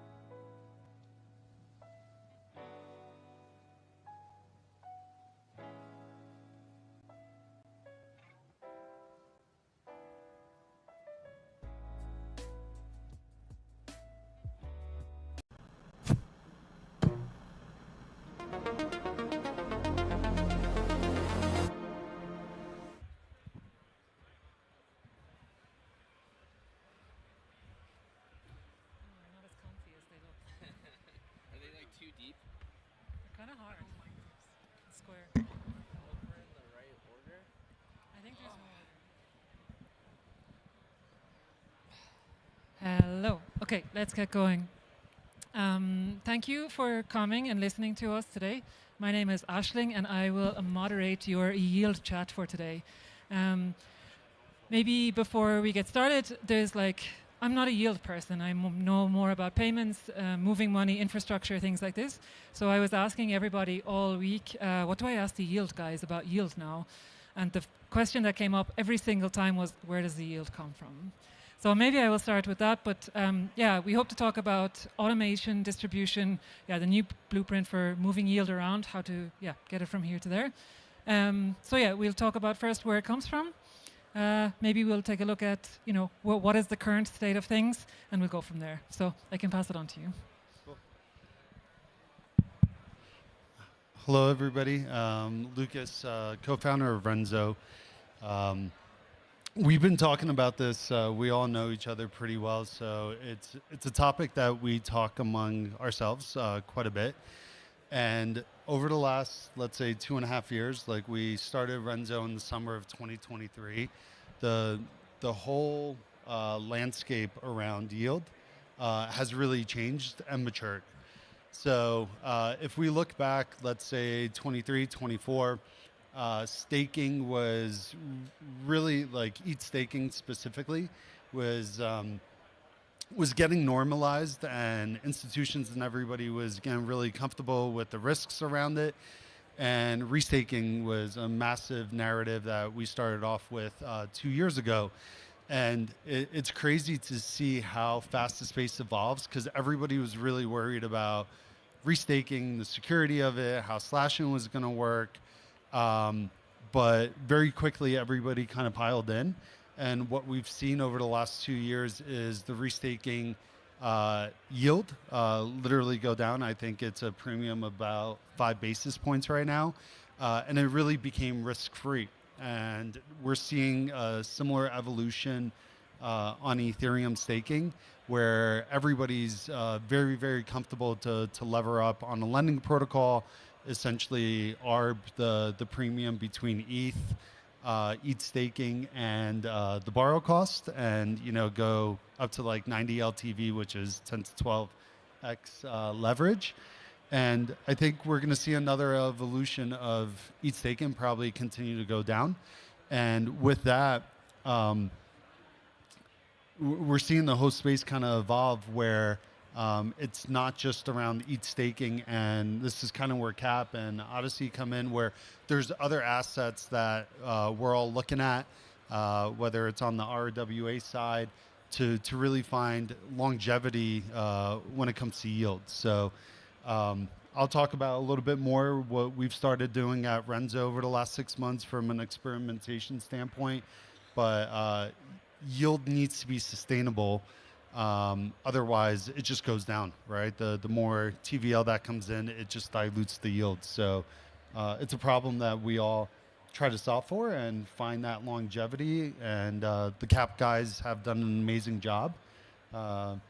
So I'll kind of hand it off to them. You want to go first? We'll go down the list.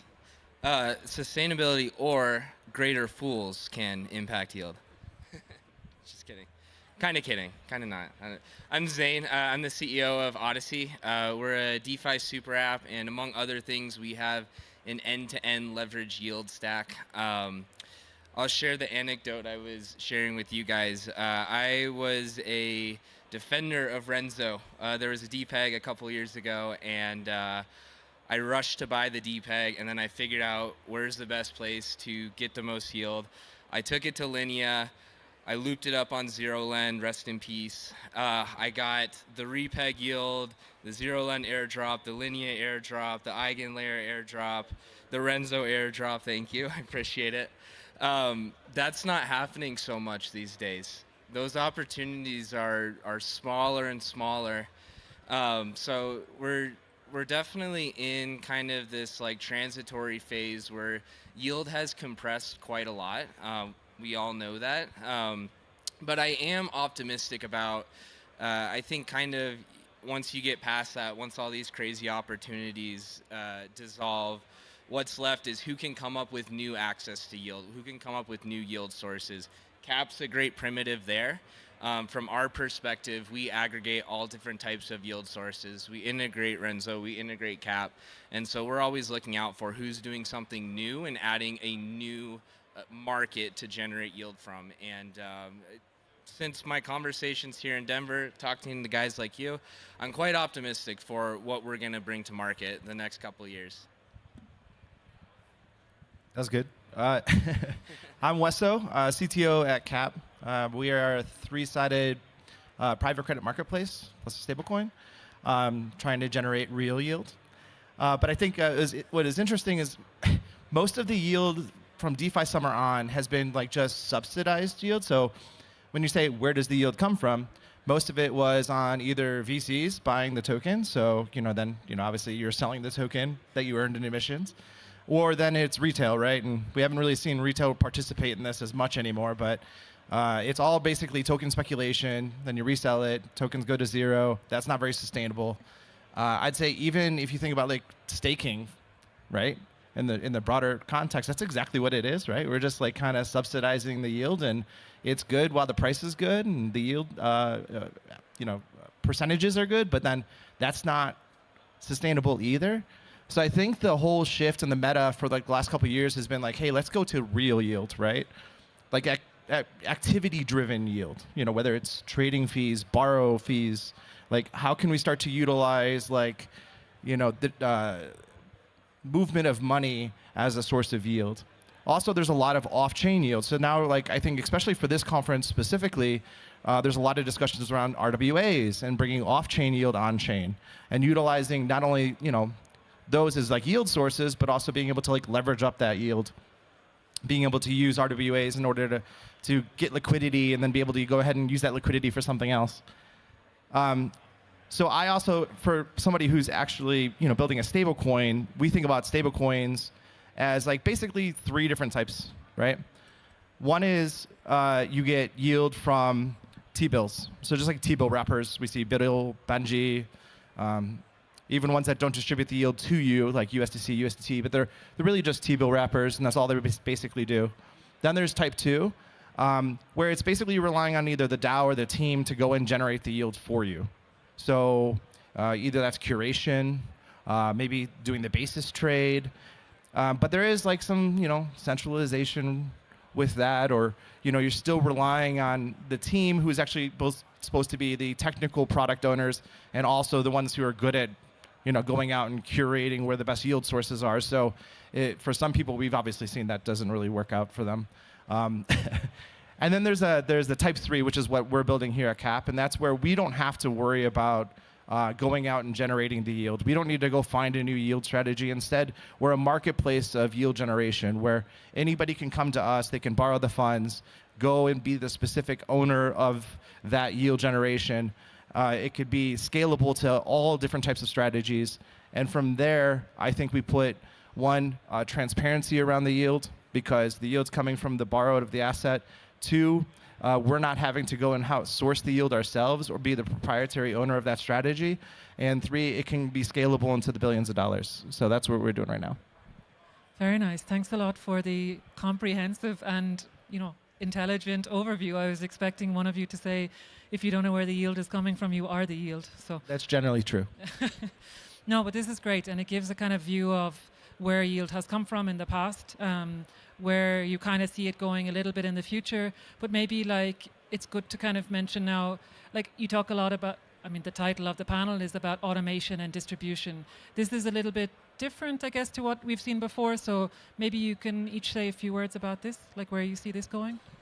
Yeah, so essentially when you think of a maturity curve, when you have new assets and new yield sources, people tend to, or LPs and projects, they do things manually, right? They need to understand what the rails are like, how they operate, and everything else. And what we've seen, probably I would say in the past year especially, is automation come in a very big way. So we were chatting about it as well. When you lever up on any kind of asset, let's say on a lending protocol, there's something called the kink, where the borrow rate stays relatively flat, and then when you hit that utilization point, the kink, the borrow rate just spikes. And you probably see a lot of this on CT with Aave saying, oh, ETH supply rates are really, really high. I think they were like 6% even a couple days ago. It's because supply is coming down and the borrow utilization is so high, and it drives up the borrow cost. But the reason I'm bringing this up is it's really like when you're moving hundreds of millions of dollars around in multi-sigs, it's very labor intensive. It's a lot of signatures. It's a lot of time that's wasted. So where automation has come in over the past year and a half is being able to automate predefined. We do, for example, predefined strategies. We do it with a lot of our LPs who use Easy ETH and some of the other products that we've launched over the last 6 months. And they know what they're comfortable being exposed to, let's say Aave and Morpho. They know what asset, what pool, and they're trying to maximize. There's a risk return, but they're trying to maximize what that yield is. And where automation comes in, for example, in that part is when you hit that kink and the borrow rate spikes up, depending on how fast it spikes, you could lose all your profits in a matter of a couple hours. So you want your infrastructure to be able to deleverage it as quickly as possible. But it's not always that easy because you're putting up collateral. That collateral is usually locked up in another protocol. So within Renzo, we launched reserve vaults a few months ago. We've kind of automated this, and when you use it, we have things like withdrawal buffers that we maintain for liquidity so that we don't have a DPEG event. And if you use our vaults tap into that buffer liquidity right away. Otherwise, you have to wait, a week or two. With EigenLayer, it's 2 weeks to get your collateral back. If you have to wait 2 weeks to deleverage, most people will go and swap out, and there's slippage, and you have all these kind of things that happen. So automation when it comes to risk management and being able to manage your exposure, be able to get in and out, it's the same thing. It's essentially when the borrow rates drop, the profitability of that trade goes up. You want to be the first one in there as quickly as possible and push it up to the kink. So we see automation essentially when it comes to some of the early assets that we've launched. That's how it's worked. Now we're starting to see other assets come in, and they're kind of starting from the very beginning. So you talked about type 2, right? The basis trade. So many of you know Athena. Superstate is another one with USCC. We built an integration with them where you get exposure to that, and then you could go to like Aave Horizon and be able to lever up on, let's say USCC is paying 6% and you're borrowing USCC or USDC at 2%. You could loop that up as well. And we're seeing these other assets now use the infrastructure that's been built out over the past year and a half from an automation. They want access to that at a risk return level that they could also predefine. Yeah, I'll speak to the distribution side because that's a lot of where we're at with Odyssey. We're unique in that we maintain all of the components of DeFi infrastructure to get a leverage yield market. We have synthetic stables, synthetic ETH. We have lending markets on Morpho and Euler. We have our own yield vaults. And what that means is that a new boutique yield source, something that didn't exist before, that needs to get its first 50, 100 million TVL, they can come and have one conversation with us and get their first leverage market. Because yield has suppressed and people don't want to buy the tokens as much, the private LP deals going to the market makers, you can't go to them anymore and say, we're going to give you tokens. They want guaranteed APY in dollars. And I think that the next couple years is going to be how can we get these new interesting yield types, new sources of assets into enough mind share where they can get that initial startup usage, startup TVL. We're one of the first borrowers and one of the first delegators on CAP as well, which is a great example. I think that's going to be a big differentiator, is who can get that distribution in the world when no one cares about the airdrop as much, when you can't just rely on we're going to have a token, so come on in. You have to really fight for that that initial TVL. Once you get there, once you get your first 50, 100, 500 million, whatever it is, then you get the economy of scale, and it's easier to maintain and it's easier to get your iterative growth. But I think that's going to be where we'll see a lot of focus across DeFi, especially if we continue to have this really disappointing bear market that we're in now. Yeah. Anything you want to add? No, I was going to talk about curation for a second, because I think what we've seen is that the yield market is so fractured. We have, I don't know, I used to work on Beefy, and I think Beefy's deployed on 37 blockchains, like 37. There's no need for 37 blockchains. They all do mostly the same thing. And so they all tell you something different. Like, we do consensus a little bit different. We're a little bit faster. They're all just like Aave, Morpho, Uniswap. And that's it. And then when the incentives run out, everybody leaves and the TVL dies. And, we rehash it again for a new chain. And so, but that creates, like, obviously fragmentation from all the different places where yield can possibly be. So it's cross-chain. Maybe it's really hot on Base right now, or, new product on Ethereum. And as like a user, a retail user, like it's totally confusing. Like, where do I go? How do I get the yield? What do I access? And so what we've seen is that there's a growth in curated products. People who are going to say, hey, I'm the more of the DeFi expert. I'll go take your funds, deploy it where I think there's safe and secure yield sources, and then unify it all in one product and then deliver that to you.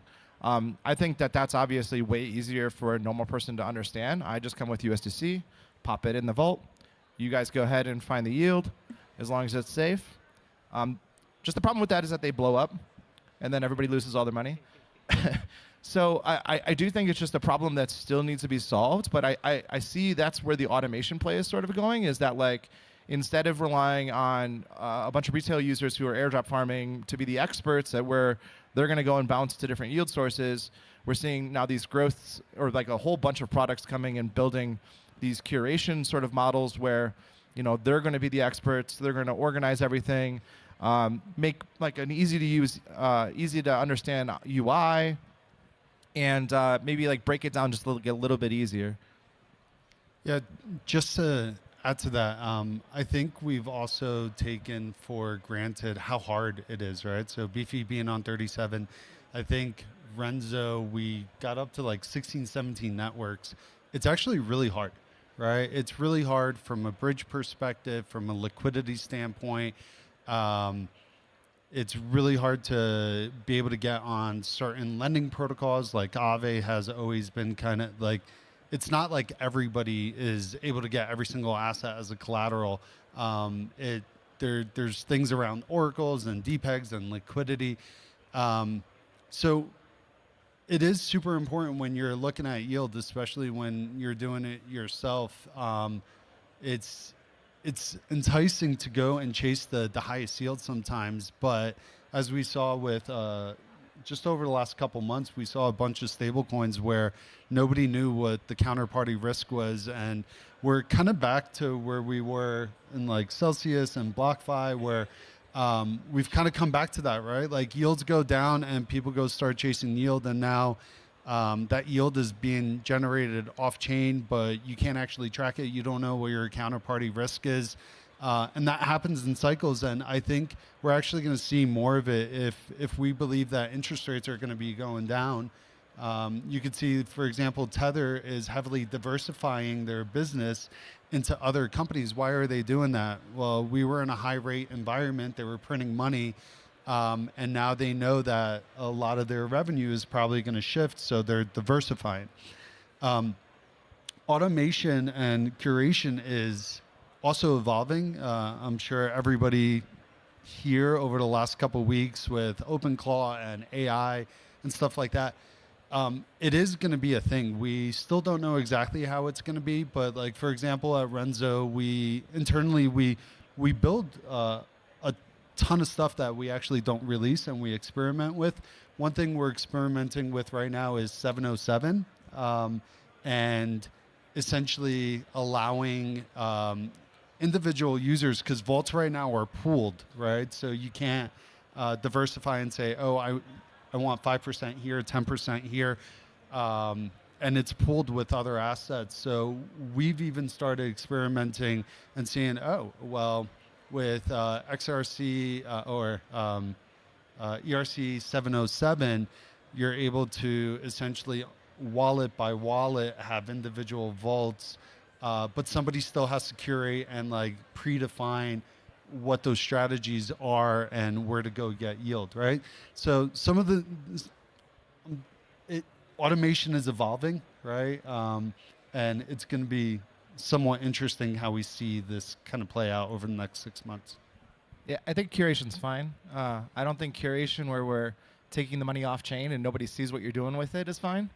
So hopefully that's like the part of this model that we stop promoting, because we've seen too many times that there's like stablecoin issuers that are doing that exact model, non-transparent, take it off chain. I'm going to do some basis trading or HFT market making and going to bring you yields, and really they're not, and then they blow up, and then all of a sudden it's like, it directly impacts all of the rest of us.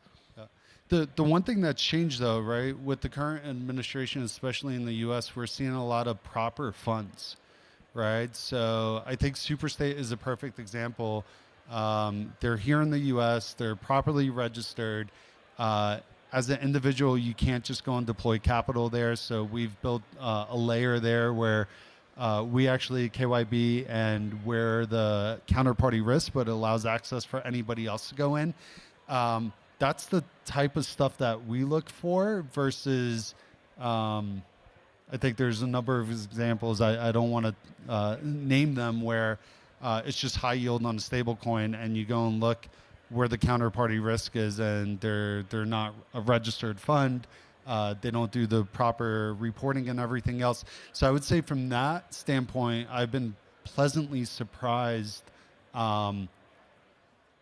on how the space is kind of maturing, and we are starting to see access to that.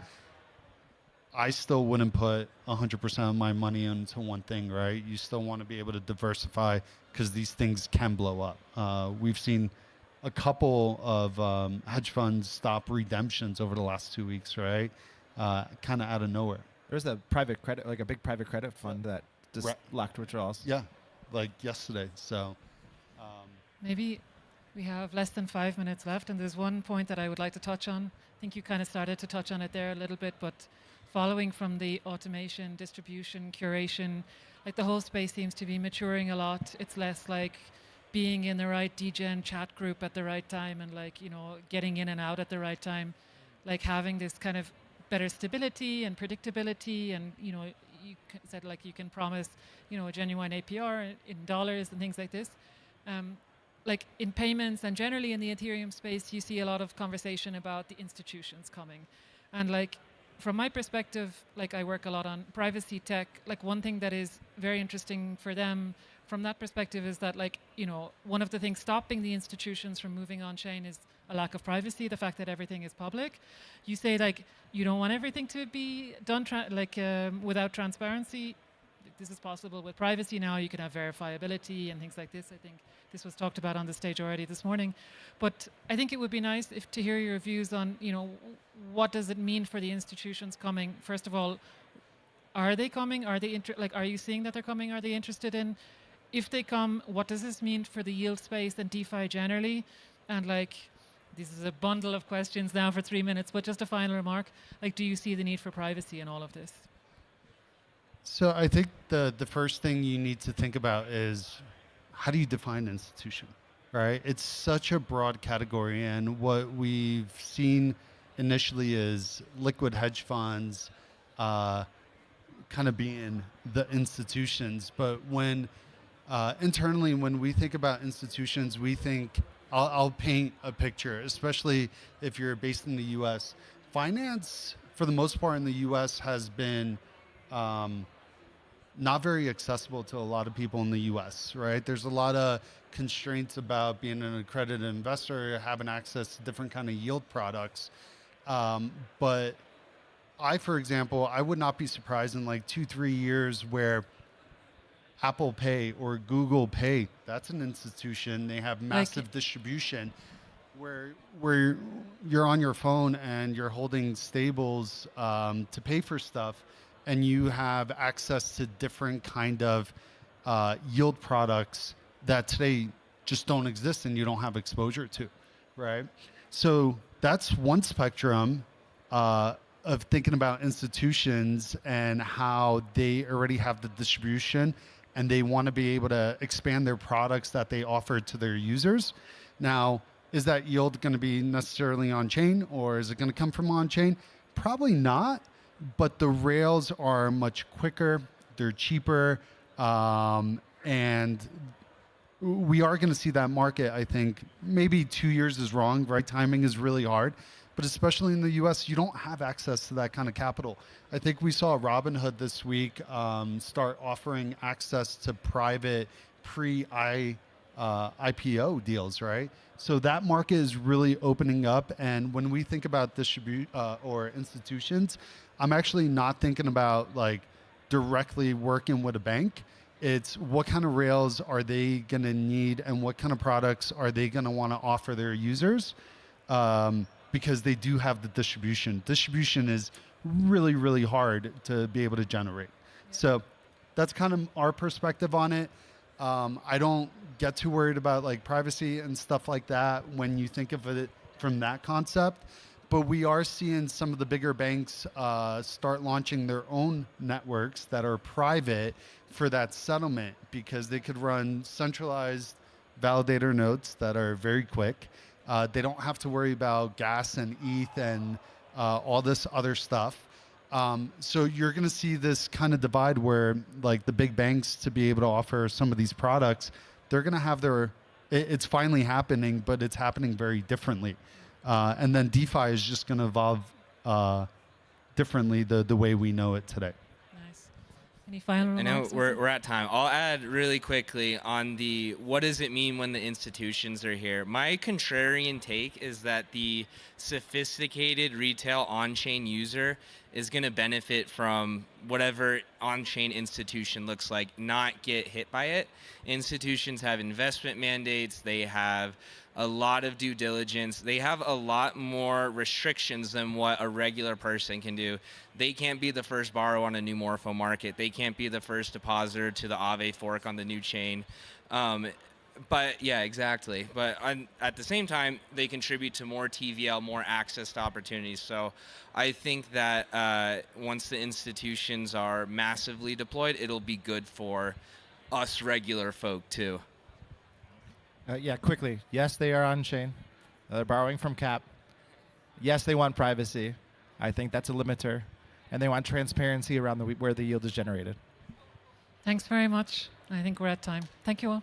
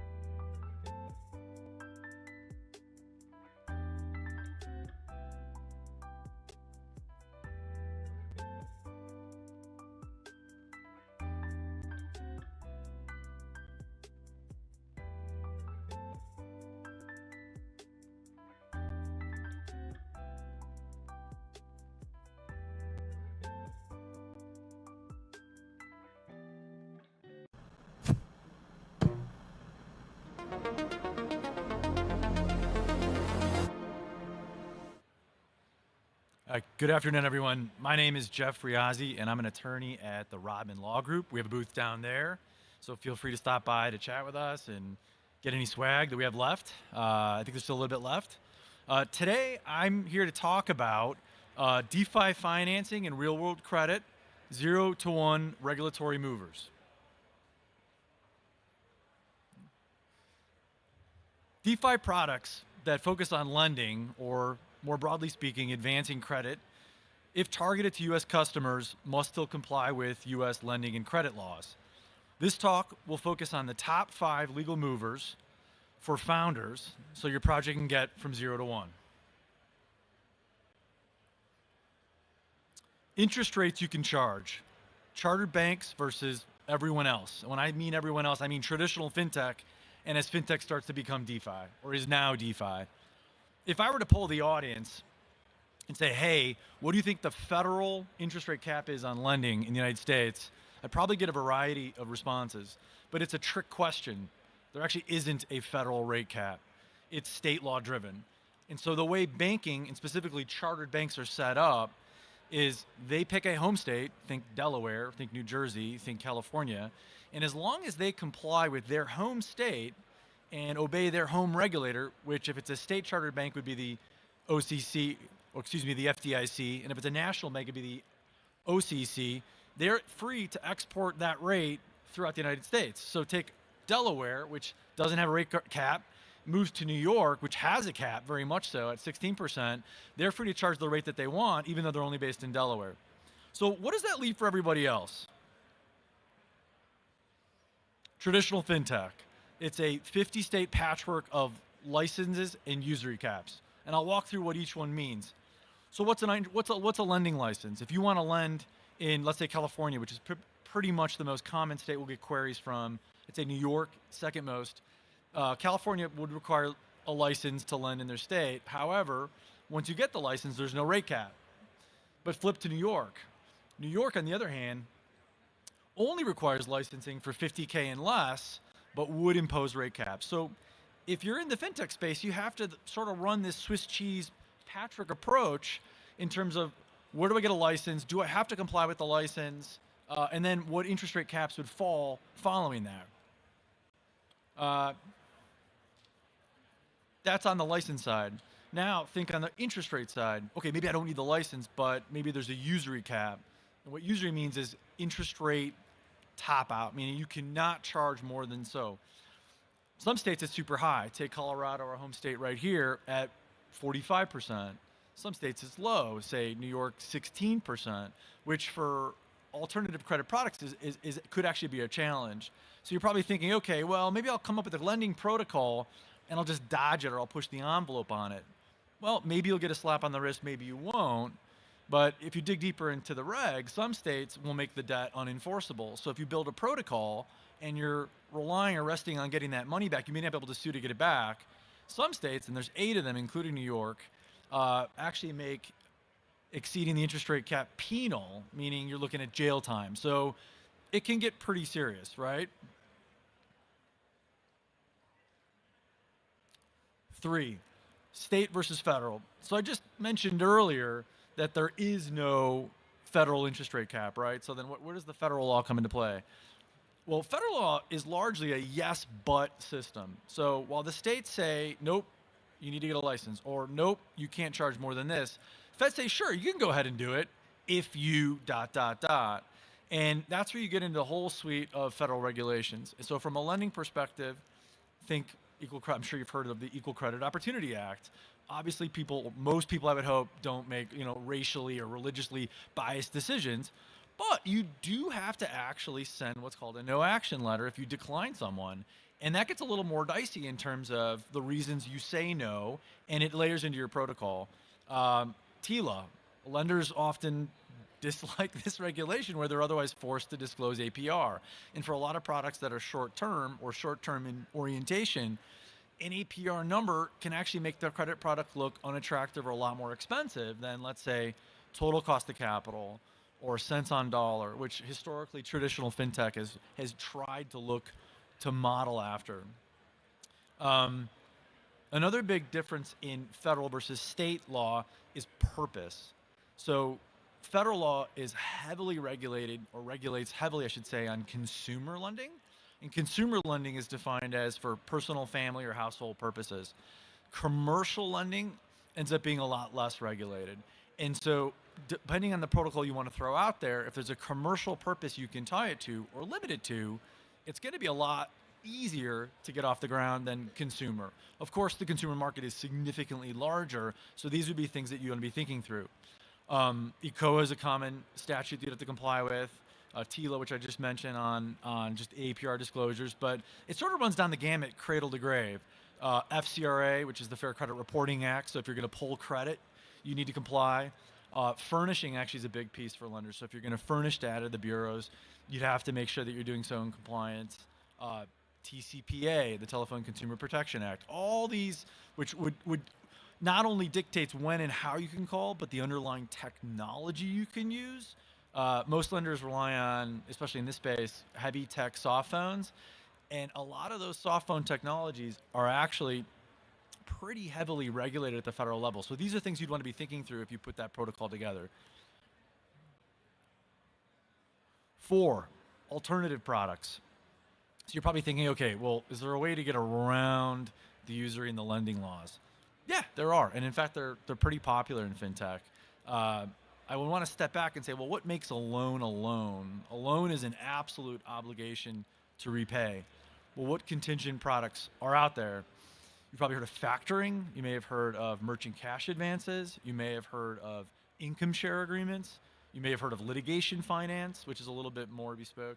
But here, the feature of the product is conditional on success or conditional on revenue. And I'll take you through like merchant cash advance and income share real fast. On a merchant cash advance, let's call it lender is funding a business, but instead of lending it money, it's betting a percentage of its future bank revenues, right? So very popular in the e-commerce space. And this does translate over to DeFi fairly well, where you're buying a percent and you're gambling on that business's success. So the underwriting here ends up becoming super key. But the timing of the repayments can fluctuate a lot. So you may get back, if you're going to buy, let's say 10 or 20% or 30% of the revenues as they come in, you may have ups and downs, but because it's contingent on the business success and contingent on cash flows, you aren't subject to the lending laws, let alone the usury caps. So for a lot of, I would say, getting out there lending organizations, or I say financing organizations, it's a great place to test out a proof of concept business. It's a great way to get the business off the ground. And then to the extent you're looking to scale, maybe you then look to launch or mature into a more formal lending product. Another one in the consumer space is the income share agreement. This is super popular in student lending, but it actually applies into basically any form of consumer lending where you're funding someone, but you're taking a percentage of their income, provided that they actually have a job, and they're allowed to call in and say, hey, I don't have a job, I can't pay. But generally, most people want to pay and do the right thing, so you're contingent again on their income production, which in this case is going to be their wages versus cash flows. 5, what's best for your project? Unit in portfolio economics, drive, legal strategy. So whenever clients come to us and they say, hey, I want to set up a lending organization, or hey, I want to set up a factoring business structure, what do we need to do? I ask, well, why don't you tell me a little bit more about what you're looking to do from a price point perspective? Is this going to have like a 12% APR, 50% APR, 100% APR? Are you going to be funding $2,000? Are you going to be funding $50,000? Is it going to be $500,000? Those economics actually drive quite a bit how intensive the regulations are going to be, definitely at the state level, in terms of whether it's going to be like a high reg or a low reg. So take, for example, low APR, high funding amount. You should be a lender. Like, your regulatory lift's going to be low. It's going to be easier to set the repayment structures, and you're going to be able to get the product off the ground pretty easy. Take the other example where it's, let's say, under 5K, average 40 to 50% APR. Now you're going to have probably a much higher regulatory lift, but is that a problem? Maybe it's not. Maybe you have the team ready to go get licenses and you comply. Or maybe you look into an alternative product Where if it's commercial, you can funnel it into the MCA structure, or if it's consumer, you can funnel it more into like an income share structure. So you want to really think through the business points, meaning the business drive strategy. As a corollary to that, the next step is loss rate. You may be thinking, what does that mean? It means, what do you expect to lose, right? I mean, every lender loses something and still makes money. So if your loss rate is 0, it's probably too restrictive. Some lenders do just fine off a 10 or 20% loss rate, some even as high as 50. So you'd want to think, does your loss rate matter, and does your net loss rate matter? Meaning, do you actually need to collect to get back your money? That has a lot to do with the product you set and the states you can target.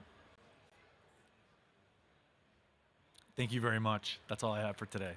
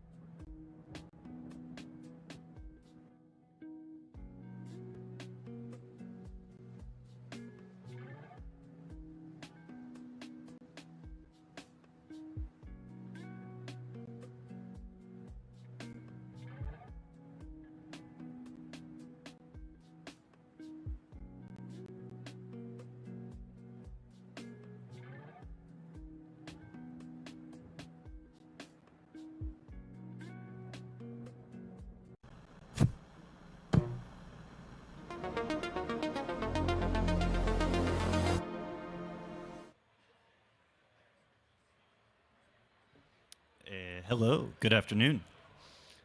My name is Igor Lilich. I am the data science lead at Veda. And Veda builds vault infrastructure on Ethereum. We have some of the largest vaults under TVL with some of the biggest partners in the industry. And I'm here to talk about ETH as infrastructure and why everything else is a meme. If you've ever been to one of my talks, I like to give history lessons or do historical comparisons.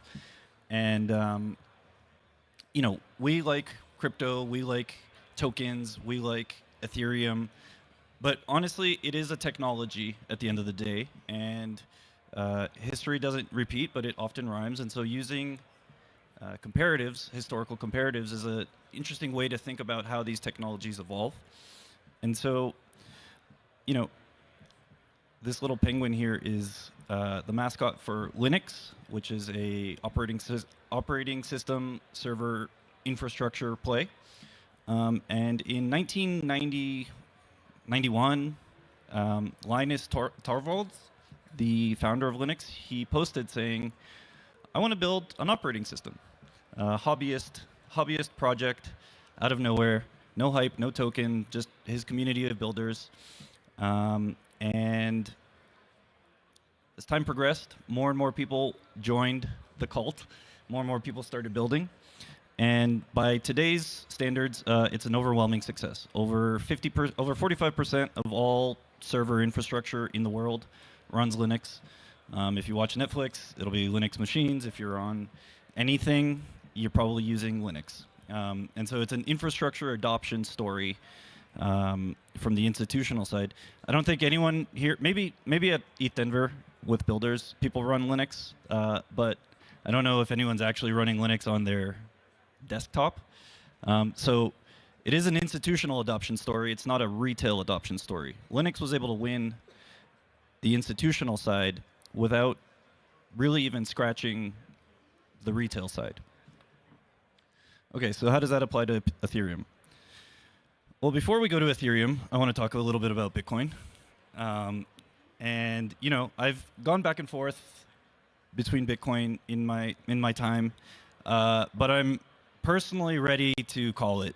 You know, call it for what it is. Bitcoin is a meme token. It's all it is. It's a proof of work, fixed supply meme. And you know, my spicy take is it's actually holding the industry behind. And I won't go too deep into why I think that is, but if you catch me afterwards, I'll explain myself. But it is evident that Bitcoin is not a serious place to build. I think if you search something like Lightning Network volume on Google and you get the top result, I think Bitcoin Magazine said in November of 2025 there was $1 billion of volume on the Lightning Network. Like Ether does, you know, hundreds of billions of dollars per month easily. At peak, I think we've done $500 billion, close to it, and so it's not even a comparable. It's not even apples to oranges. It's just Bitcoin is a meme and Ether is actually real infrastructure. And so, yeah, I am starting to lean back into my ETH acceleration arc. I won't even talk about agents, but you know, obviously, I think we all know agents are just going to be a thing, and they're going to be a thing on Ethereum. And I'm definitely stepping into my ETH maxi. I think this is the cycle of the flippening, and like, I'm not shy about it anymore because, you know. Anyways, I'll get off that soapbox. But why ETH? Why am I so, you know, such an ETH maxi? It's not ideology, it's engineering, okay? Boring infrastructure sometimes is the most important infrastructure. And, you know, there's a couple of components that make Ethereum what it is, right? So first of all, Ethereum isn't one spec. Ethereum is a layered system of interfaces. And interfaces that are open. Like, I've been here for a long time. I was joking. Me and some of my friends are actually in the museum here at ETHDenver when you walk in, the Ethereum Museum. Through the process of Ethereum's growth, you could participate in the governance. You can propose things. You can make impact. You can actually create change. It's an open spec that continuously evolves. Which is one, amazing, and then two, like how technologies like this grow. Again, going back to the Linux thing, it was the same thing. Linus said, all right, if you want to write code, if you want to commit changes, like if it makes the thing better, you know, go for it. The second thing that makes Ethereum a true infrastructure, and especially for institutions, is it might be underrated. For those that don't actually like build too often on Ethereum, but on Ethereum you can reconstruct exactly what happened and why. So deterministic execution with full event logging.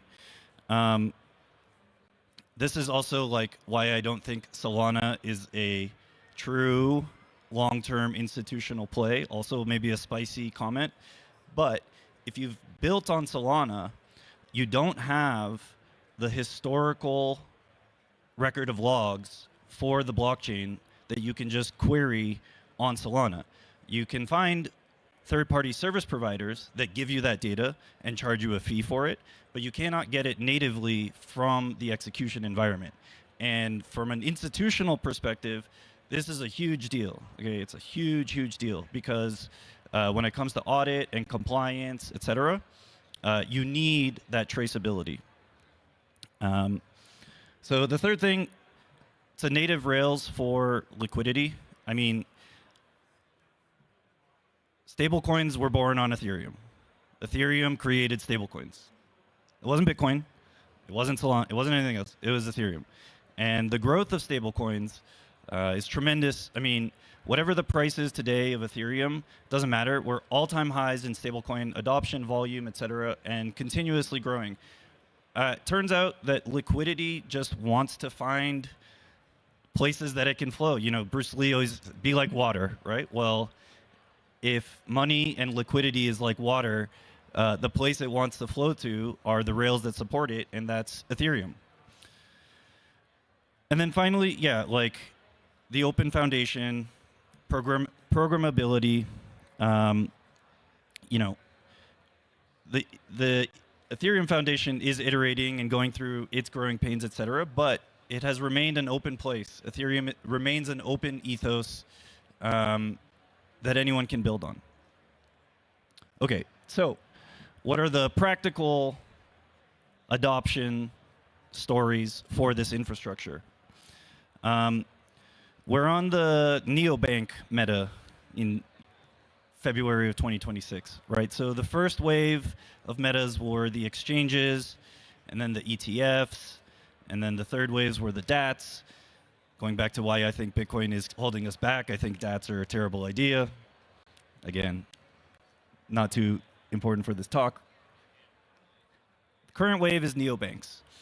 Neobanks are emerging, and they're emerging on-chain. So Veda provides infrastructure for all three of these partners. EtherFi, the first non-custodial liquid staking and restaking tool with over 5 billion in TVL. We just launched vaults with Kraken here in January. Our Kraken vaults have steadily increased in TVL, and they're currently over 70 million in TVL in about 3 weeks during a bear market. You know, it's one of the growth stories of Q1 of 2026. And, you know, Kraken is finding their liquid yield products to be a destination for their customers and creating new value for their customers. And Plasma we launched in Q4 of 2025. You know, and this is another example of a neobank. You know, Plasma kind of leans into the neobank meta specifically, but it's one of these neobanks that's using Ethereum infrastructure to build next generation products for their users. And so, you know, going back to Veda and what we do, we are building the plumbing for the neobank era.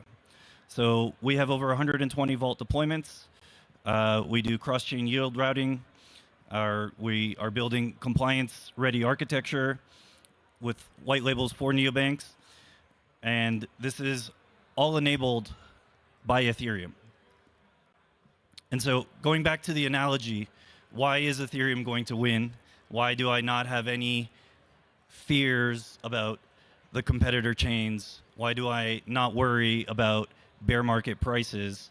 Well, again, you could use history as an analogy. In '91, it was Linux was a hobbyist project posted to a mailing list, and then, you know, it took a long time to incubate. A community was building around it, creating patches and new releases, forks. If you want to talk about forks, the Linux ecosystem has tons of forks, tons of L2s, tons of distros, they call them. And it's a healthy competition. It makes the whole underlying infrastructure better to have people experiment and break off the main branch and create their own versions.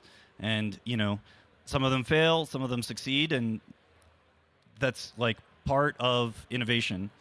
But yeah, by 99, Red Hat, which is a very large Linux distribution, packages it, sells it to enterprises, IBM, and you know, by 2010, it just becomes invisible. We actually don't really talk about Linux anymore, even like as engineers. It's just kind of like, it's kind of just like disappeared, but it's still massively impactful, and it's just become base layer infrastructure for the world's technology. And my argument is that Ethereum is going to go through the same path, right? So the protocol origins, the white paper, you know, mailing lists. I think back in 2013, 2014, Skype was where everyone was hanging out. There's a lot of Skype rooms. But yeah, we grow up, we go through the incubation phase, the ICO era, NFTs, CryptoKitties. I remember when CryptoKitties came out, the doomers were saying, oh my God, Ethereum can't even handle digital cats or whatever. The cats are clogging Ethereum, like it's a failed project. And it's like, no, CryptoKitties was the first stress test. It's how technology works. Like you need stress tests, volume, to see where the thing falls over. And then you know what you do? You put your head down, you go to hackathons, and you go to events, and you just keep building, and you keep building, and you keep building, and you keep innovating. And, you know, CryptoKitties, rest in peace. You know, maybe they'll make a comeback at one point. But it was this initial testing ground. And what did we get after? We got the NFT phase 3 years later. And so, you know, we just continue to keep iterating and keep iterating. And by 2024, you know, the spot ETF was approved. In 2015, the idea of a spot ETF was just unimaginable. And then now, you know, we just take it for granted. Of course there's spot ETFs. Of course there's DATs. And of course we can do, you know, we're fighting for legislation. You know, the Stable Act, obviously huge thing. The Clarity Act, currently in progress, will also unblock the next wave of innovation in the United States for crypto adoption. And, you know, like at some point, just like we don't talk about Linux anymore, I think we get to a point where we don't talk about Ethereum. I mean, we will, because we're, you know, ETH maxis and we're nerds and we like the culture and, you know, we like the other aspects of the Ethereum community, but the adoptions will just treat it as infrastructure. Everyone will have an EVM indexing product. Everyone will have protocol bindings. Everyone will have, you know, alerting and monitoring and the boring stuff that you have to build for the institutional adoption. And so, you know, if you use Linux as an example, it didn't win with hype. It wasn't about cultural wars and, you know, globe-trotting superstars that are buying, you know, Linux swag and showcase. No. It won by becoming the thing that every institution depended on. And Ethereum is having that moment right now. And so that's it. Thank you.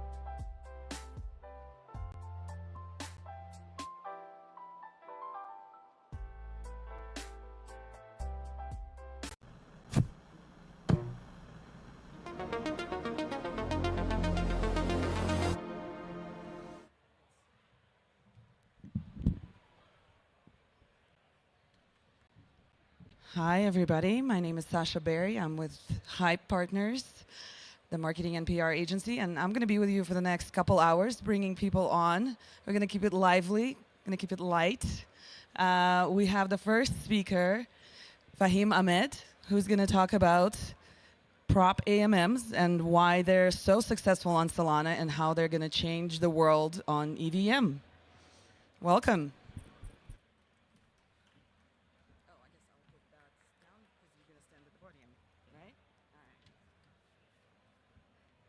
Hello, everyone. So today I'm going to be talking about prop AMMs and what has made them work so well on Solana and how they can work even better on EVM. To quickly introduce myself, so I'm currently a fourth-year CS student at the University of Waterloo who previously worked at Base, Axlar, Flashbots, and Amazon. I've also built a lot of Dune dashboards that have hit the front page of Dune. And I've created this write-up on prop AMMs, kind of researching what made them work so well on Solana. And it kind of blew up. And so I've done a lot more research into it and started like reverse engineering some prop AMMs on EVM. And I'm pretty excited to share some of my findings here. So what are some things that you're going to learn from this talk? First off, what are prop AMMs? Why have they taken off on Solana? What are the current challenges that they face on Base, and how are they currently designed on Base? So first off, why should you even care about this? Well, the reason why you should care about prop AMMs is the fact that they've attained a lot of volume in a short amount of time. Like on Solana, they've gotten 73% of volume market share. And just 2 days ago, Will Warren from 0x mentioned on his talk that prop AMMs are now driving 40 to 50% of volume, or 0x's volume on Base, which is honestly incredible.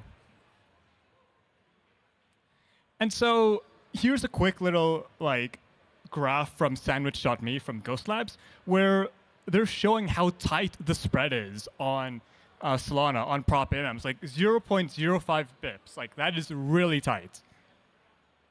And to give a quick briefer of what an AMM is before we get into prop AMMs, it's basically just this formula here, x times y equals k, where x is the number of tokens, like token A, y is the number of token B, and k is some constant. And so if you want to swap from token A to token B, you're going to deposit token A, and so that's going to make the value of x go up. And in order for k to be constant, the value y is going to have to go down, and that's the number of tokens you're going to get.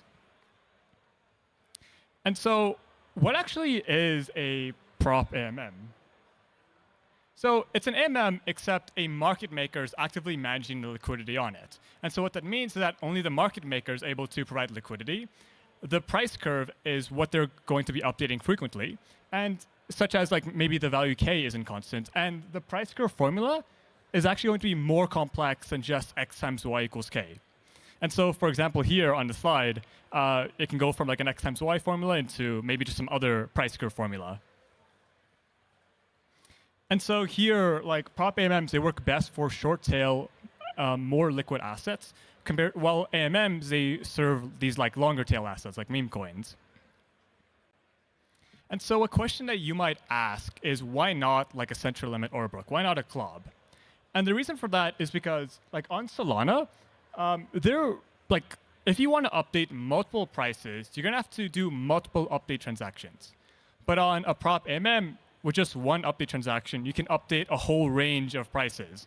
And so as a result, it's going to be expensive to update multiple prices on-chain if you're doing a club.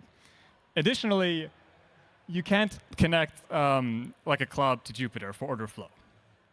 But they have a AMM interface. And so when would you use a club over a prop AMM? There's one main scenario, and that's when placing orders is free. So for example, Polymarket, they have an off-chain order matching. And Hypercore for Hyperliquid, they have a free order placement. And so you don't pay any costs. And so why has it taken off on Solana? Well, first off, Jupyter is the main source of order flow on Solana. And so if you want to get that order flow, you got to connect to Jupyter. Second thing is that market makers like Wintermute, they want cheap top-of-the-block updates for market. They want cheap top-of-the-block updates, which Solana excels at because of how cheap writes are. And so, does this sort of environment exist in EVM chains? Well, sort of, but not really. But I'm going to get to that. The first challenge is that there's no main source of order flow. Like, you have multiple aggregators, and you have 0x as one of the top aggregators, but they don't hold all of the order flow.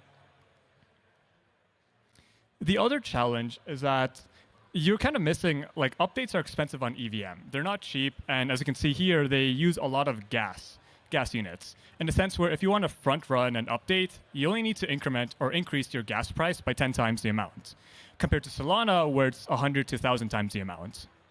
And so this could be solved by like cheaper SSOR opcodes, or even like a priority lane for updates. But that's like a hypothetical solution. But despite this, you still have prop MM starting to launch on Base. And so, like, why is this the case? Before I get into that, the current 2 prop MMs on Base is from Wintermute and Elfomofy, both of which are accessible through 0x's Matcha aggregator. And so, for example, like if you wanted to use their aggregator or use a prop MM, like here's how it looked like. You just go into their Matcha aggregator, place an order, and it'll show you what the route is. And so, how does one of these prop MMs work on a high level? For example, Elfomofy. I spent some time like trying to reverse engineer their smart contracts actually, like submitting a lot of transactions through their through Matcha in order to land a few transactions in Elfomofy, and also decode a lot of the smart contracts and try to like reverse engineer it. And so this diagram here, it's very simplified, and I'll have like a detailed version of future write-up. But at a high level, the user, they're gonna submit a swap to Elfomofy. Elfomofy, they're gonna call a pricing contract in order to calculate how much tokens they need to send back to the user. If like the quote is stale, such as if a market maker hasn't updated it, then it's gonna fall back to an oracle. And then from there, the users, the USDC, like if we're doing from USDC to CBBTC, the user's USDC is gonna go into the vault, and then the amount of tokens that was calculated by the pricing contract is then going to be sent to the user. And so some really interesting insights about this when I was reverse engineering your contracts is that negative spreads cannot be taken advantage of, in the sense where if you have a bid that's actually higher than the ask, an arbitrager can't just buy the bid or buy the ask and sell at the bid. And the spread also appears to increase if like the trader is flagged as risky or toxic. Another thing too is that the spread will also increase if the pool is imbalanced. I'm still trying to reverse engineer the exact number, but it seems to be something along the lines of like 1 basis point per like percentage that the pool is off by. So say for example, if it's like a 60-40 pool, then it'll be a 20 basis points increase. But don't quote me on that. That I'm still reverse engineering. And lastly, there's also like a limit on the number of trades that can occur during a specific block. More details in a future write-up. And so that's the flow for a swap. But what about a flow for actually updating a quote? And so you're going to have a market maker. They're going to interact with the Elfomo smart contract. They're going to submit an update. And that update is going to store quotes in multiple price contracts. Well, at least some transactions, they do multiple price contracts. And note that this is very simplified. There is some routing that goes on under the hood, but that's going to be in a future update. And this happens every block. So here you can see that you have multiple different addresses calling this update function. And all of these addresses are actually funded by the same wallet if you're to look under the hood.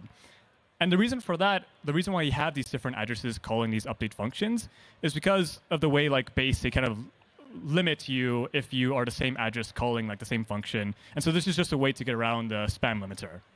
And these update transactions, they consume 54,000 units of gas. And so with that said, how much, like one of the questions you're gonna like ask is like, how much are they spending on these update transactions? Because we've all heard on Solana how they're spending a lot of money, but what about on EVM, where these update transactions are using much more gas units? And so 2 days ago, when I just ran a Dune query, they were using around $30 in total throughout the day, which is much smaller than I would have expected. And the reason for that is because they're only updating like once a block, as opposed to on Solana, where they're having hundreds of updates every second.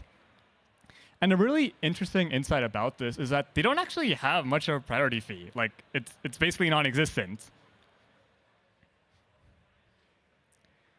And so with that being said, I kind of want to talk more about like what's next for prop AMMs. And so there's going to be a lot more prop AMMs launching on EVM soon. You kind of heard about that from Will's talk from 0x 2 days ago. And I kind of want to plant the seed about the future of prop AMMs in a sense where you're now having a ton of like tokenized stocks, real world assets, all come on chain. And so how are market makers going to be market making for these real world assets and stocks? Well, they're going to want a way to do so with cheap updates and effective ways of being able to bring those off-chain prices on-chain. And that's where prop AMMs excel at. And so with that being said, that's my talk, and I would love to answer any questions, and also happy to answer questions offline if you want to connect with me on Telegram or Twitter. Yeah.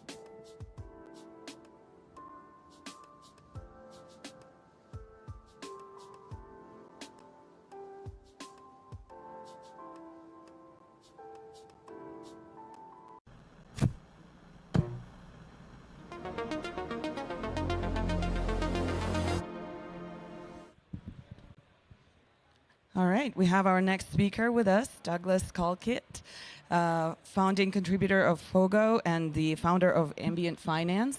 He's going to be talking about how we're going to fix perp dexes so that 1010 doesn't ever happen again, basically, right? We're going to fix the flash crashes, no more ADL cascades, and more exciting things that will make our lives safer and better in DeFi. Thank you, Douglas. Thank you. You go. Hi.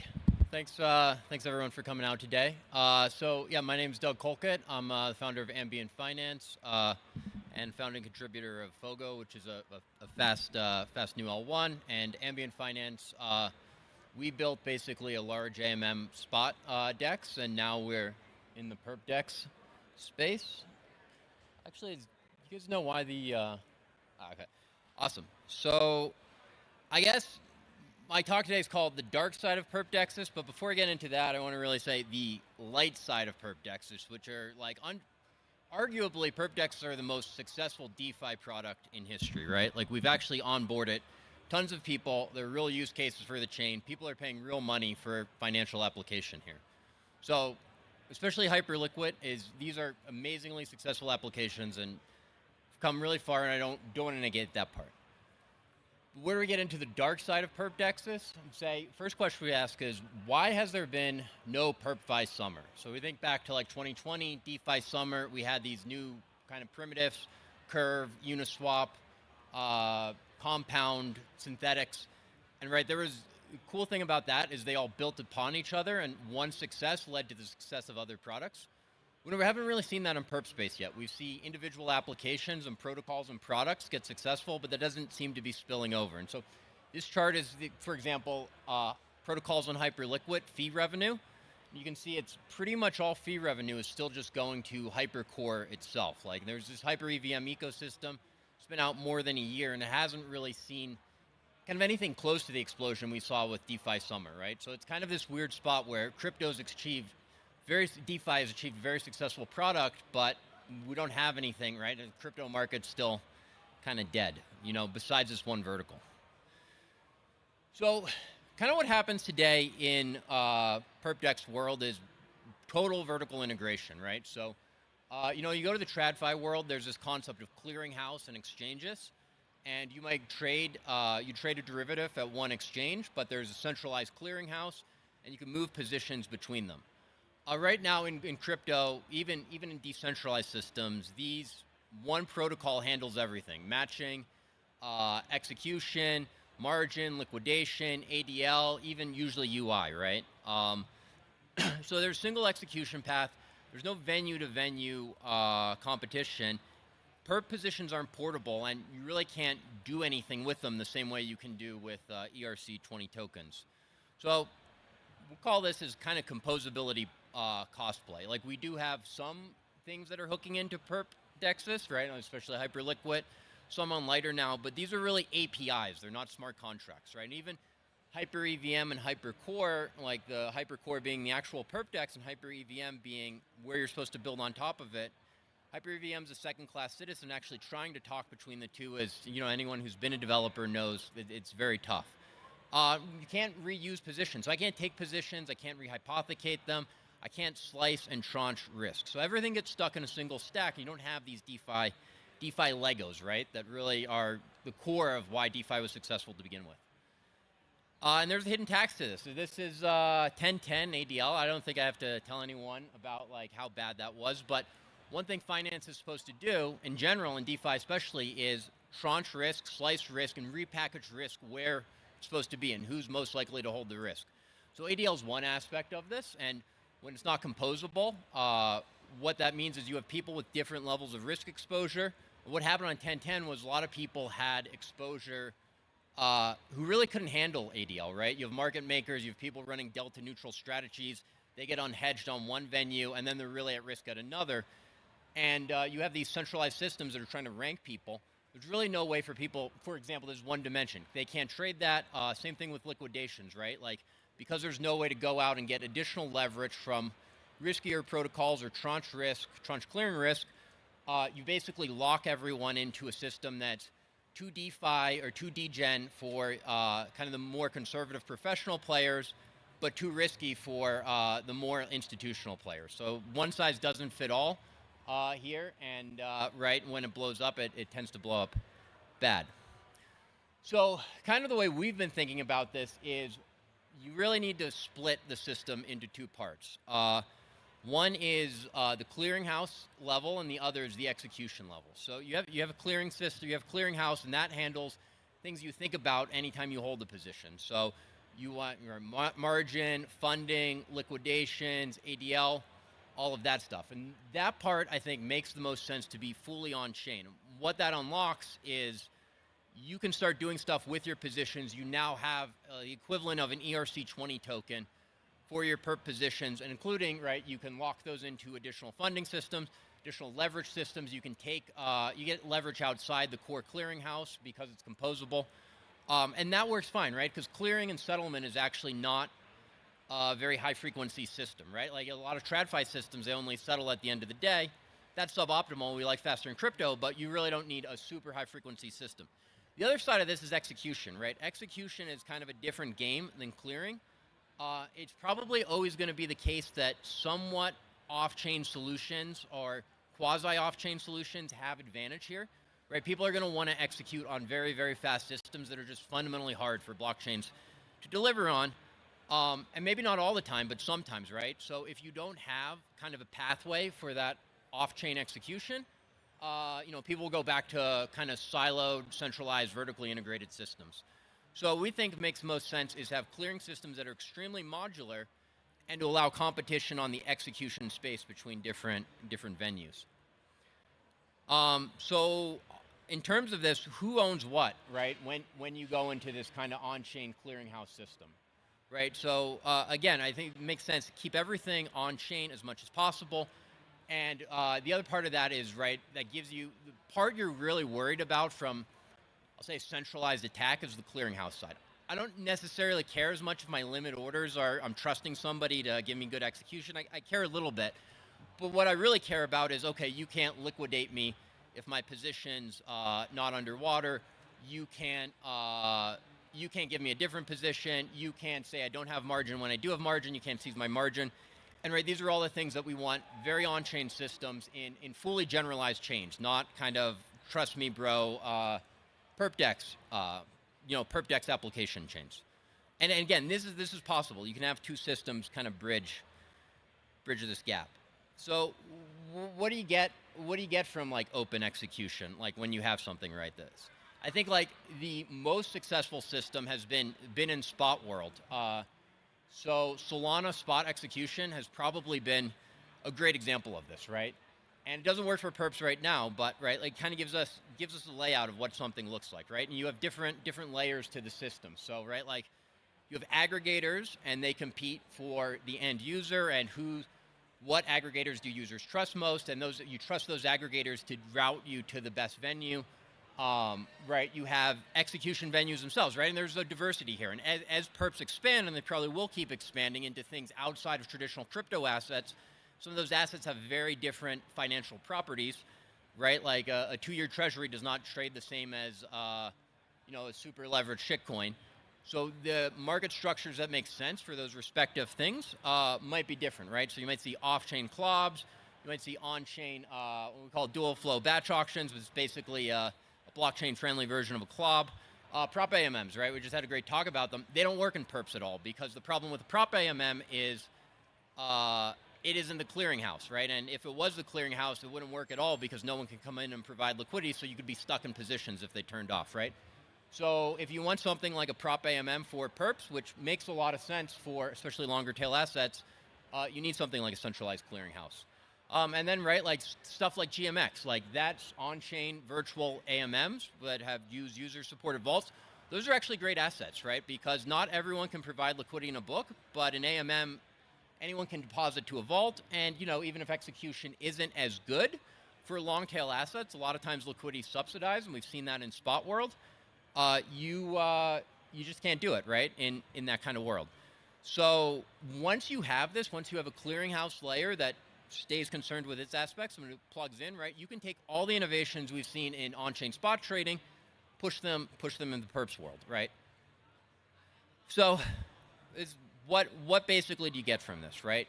You get spot-like competition. The amazing thing about spot is I can buy at Uniswap and I can sell at 0x the next day. I'm not locked into one. Who I execute with right now is it's a date. I'm not marrying that person. Perps is different. I open a position at Lighter, I can't go and sell that at Pacifica, right? So perps right now create a system where you get kind of virtual monopolies, and that's not great. So once you have this, right, you open up competition. The other thing is you get portable positions. So you can not only take positions, you can start slicing and tranching the risk associated with that position. What are the risks associated with a position? Liquidation, ADL, whether you have to post margin, right? So you get different players who have different sensitivities to those things. You can start tokenizing those positions, and you can start writing, say, ADL insurance on top of it. You can go to another protocol and say, will you compensate me? If I get a certain amount of ADL, will you guarantee my position stays open? Will you give me higher leverage on top of what the clearinghouse does? And right, you can isolate kind of that long tail of risk. Then you get once you have these, right, you start getting real Legos, right? And this is what we want from DeFi. We want Legos. We want things that go together, and this is how crypto wins, because one product takes off. It's not just that product and only that product. It's a bunch of things on top of it, right? And that kind of open innovation is really the only way like we get to the point where perps actually start feeling like a decentralized system. And then finally, you just faster innovation, better execution, better risk management. That's kind of our vision for perps, and I think that's how you fix the perpdex landscape and kind of the dark side issues there. So I have about a minute left. Happy to take any questions.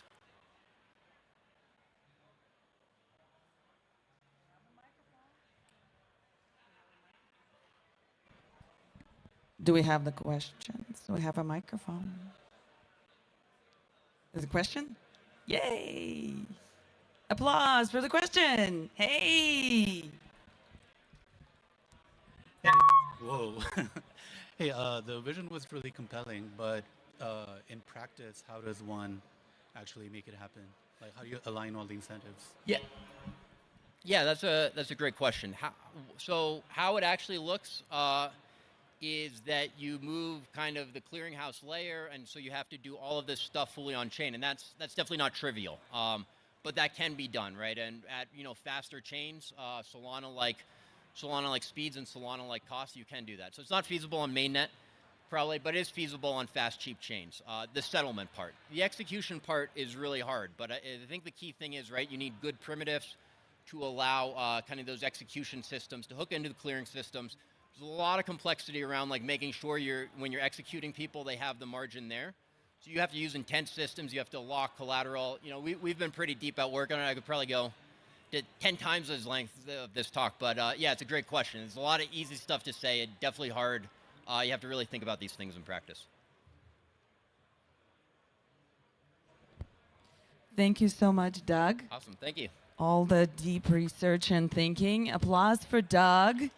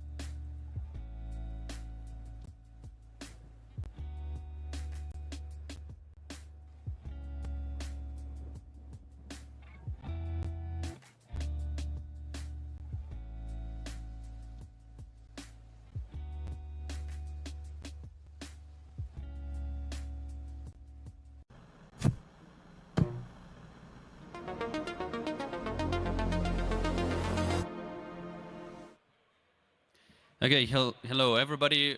I hope you're having a good ETHDenver. A little bit less people, a little bit more air to breathe. We're not going to talk about near intents in general today. I don't want to shill you anything. But I can tell you that already over the past 10 years, I have been building different cross-chain protocols. Has been building the biggest permissionless and trustless bridge in the world that was hosting more than 2.5 billion in highly liquid assets. So over the past 10 years, I got a little bit of knowledge about the cross-chain DeFi. I would like to share this with you in case some of you are building projects in this direction. So we're going to talk a little bit about synchronicity, finality, trustlessness versus UX dilemma, and bad prices versus compliance. It is going to be, from one side, a pretty high-level point, a high-level talk, but I hope that for some of you, I'm going to open up a little bit of this world of cross-chain DeFi. We're going to start with one problem, which is atomic cross-chain transactions. So everybody are used to Ethereum or Solana-style blockchains, where the runtime or the place where you're executing your transactions and where smart contracts are living, it is synchronous. So if there is a transaction that is touching multiple smart contracts, it's either fully executed or fully discarded. This is what many people are calling composability and atomicity within the transaction execution. Now, guess what? In the real world, we don't have mainframes. So my laptop and the computer and whatever Google server where this presentation is living, they are not synchronized. And also the financial systems, they are also not synchronized in Web 2. And if we are going to apply it to the blockchains, like on different blockchains, there are block time differences, right? We cannot escape this. So there is no synchronicity for the cross-chain DeFi, which means that there are no atomic cross-chain transactions. There are some clever mechanisms how people are trying to simulate this, but in general, because of the absence of these atomicity guarantees, these transactions may partially fail. You start transaction on one chain, something has happened. For example, a pre-swap is happening. Your meme coin is swapped into USDC, but then you're trying to swap it on the other chain and your transaction is getting out of the slippage tolerance. Now you would like to revert it on the origin chain, but the price already moved. You cannot. That's the reality of the cross-chain DeFi. Because of this, refunds are necessary. You need to explicitly manage failure cases in case something is not working. The blockchain stopped. Have you ever heard of SUI? Right? Sometimes blockchains are not working. And they're like, you just cannot finalize it. That's the problem. Another problem is finality. Now, what finality means? It means that the transaction that is already executed, it cannot be reverted. Well, it happens that some of the blockchains doesn't have strict finality. They have empirical finality. And these blockchains are the big ones: Bitcoin, Zcash, BCH, and many, many others, including some of the EVM-compatible blockchains like Avalanche. The finality guarantees fully depend on the consensus that blockchain operate. And for the blockchain developers, and especially for users, probably you don't know what is the consensus there. And from time to time, these consensuses tend to change. For Ethereum, up until more or less recently, the consensus was proof of work with the empirical finality, and then it was changed into the proof of stake. But this is not like an ordinary proof of stake. There are like this split into two different chains. We're not going to go into too deep into this, but in general, something has changed. Your user experience didn't change because of this change, but for people who are building protocols, this finality is something that is extremely important. Now, there are other blockchains with a slow finality. So Arbitrum's and Optimism's finality, as any of the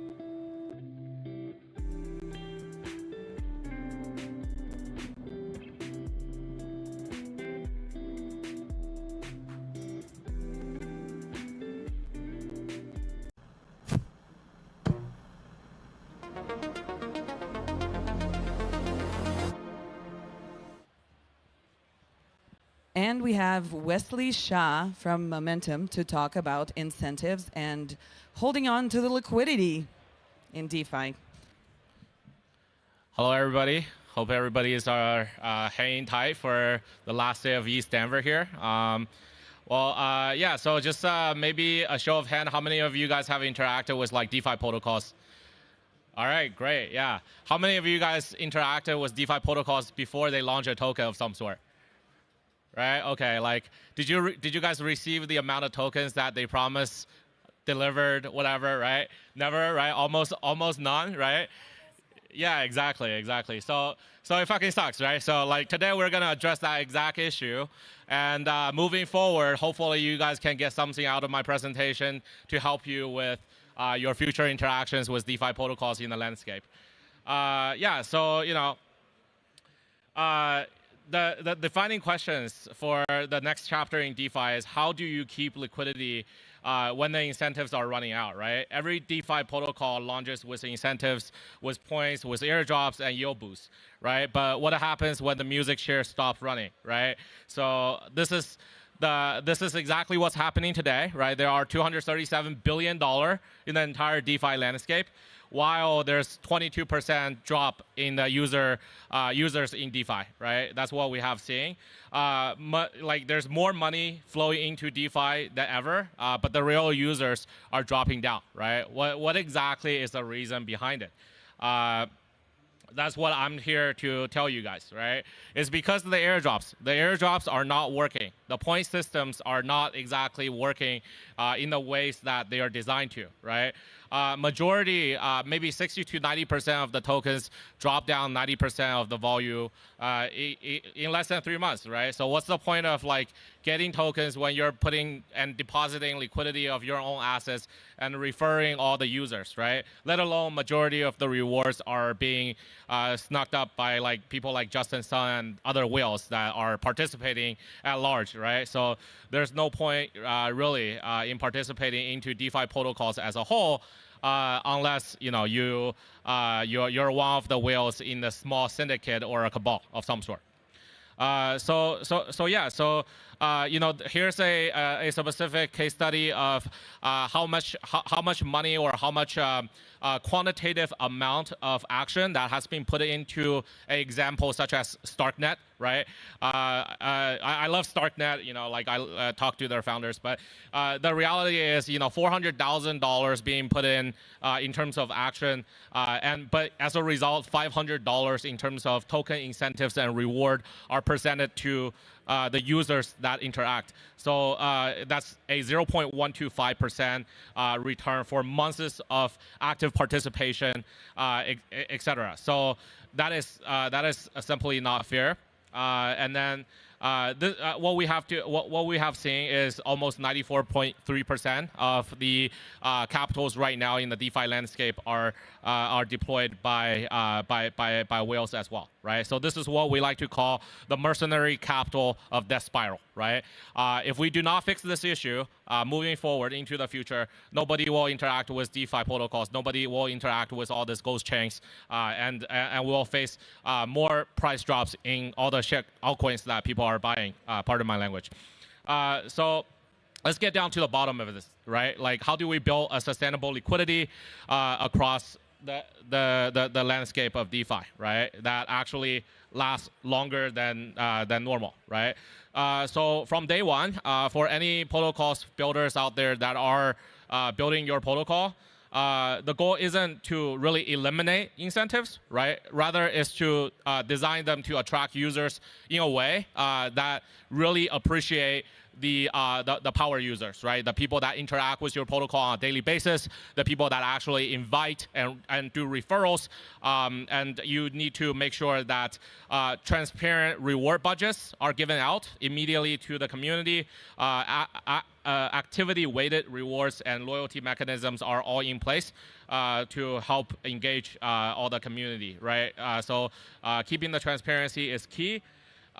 Next up, I wanted to talk about, you know, how how these transparent reward budgets we should structure in a place to end the guessing game. What the guessing game is that we oftentimes see a protocol giving I guess an unlimited amount of points. But the denominator oftentimes does not change, right? They're offering like 1%, 2% over a vesting period of 12 months. And it's not fair, right? So you need to be very clear as of like, okay, how much you are allocating immediately from the get-go. I don't care if you raise from Polychain or A16Z. You got to tell people that come into your protocol, how much they're making, right? And we need to have a activity-weighted reward flipping the script.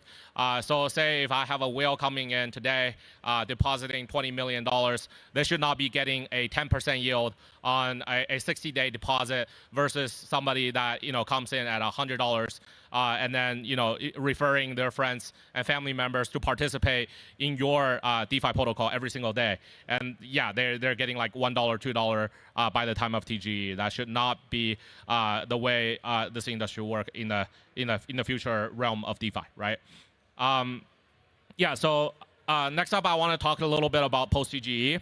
Like a lot of founders right now are sort of like giving up in terms of like, okay, like I launch a token, I'm done with my protocol, right? Like that's definitely not cool, and it should not be the way builders like builder mentality should be, right?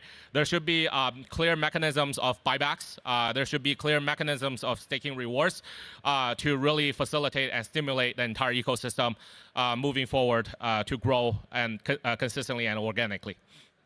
So here's an example of a successful case study of GMX.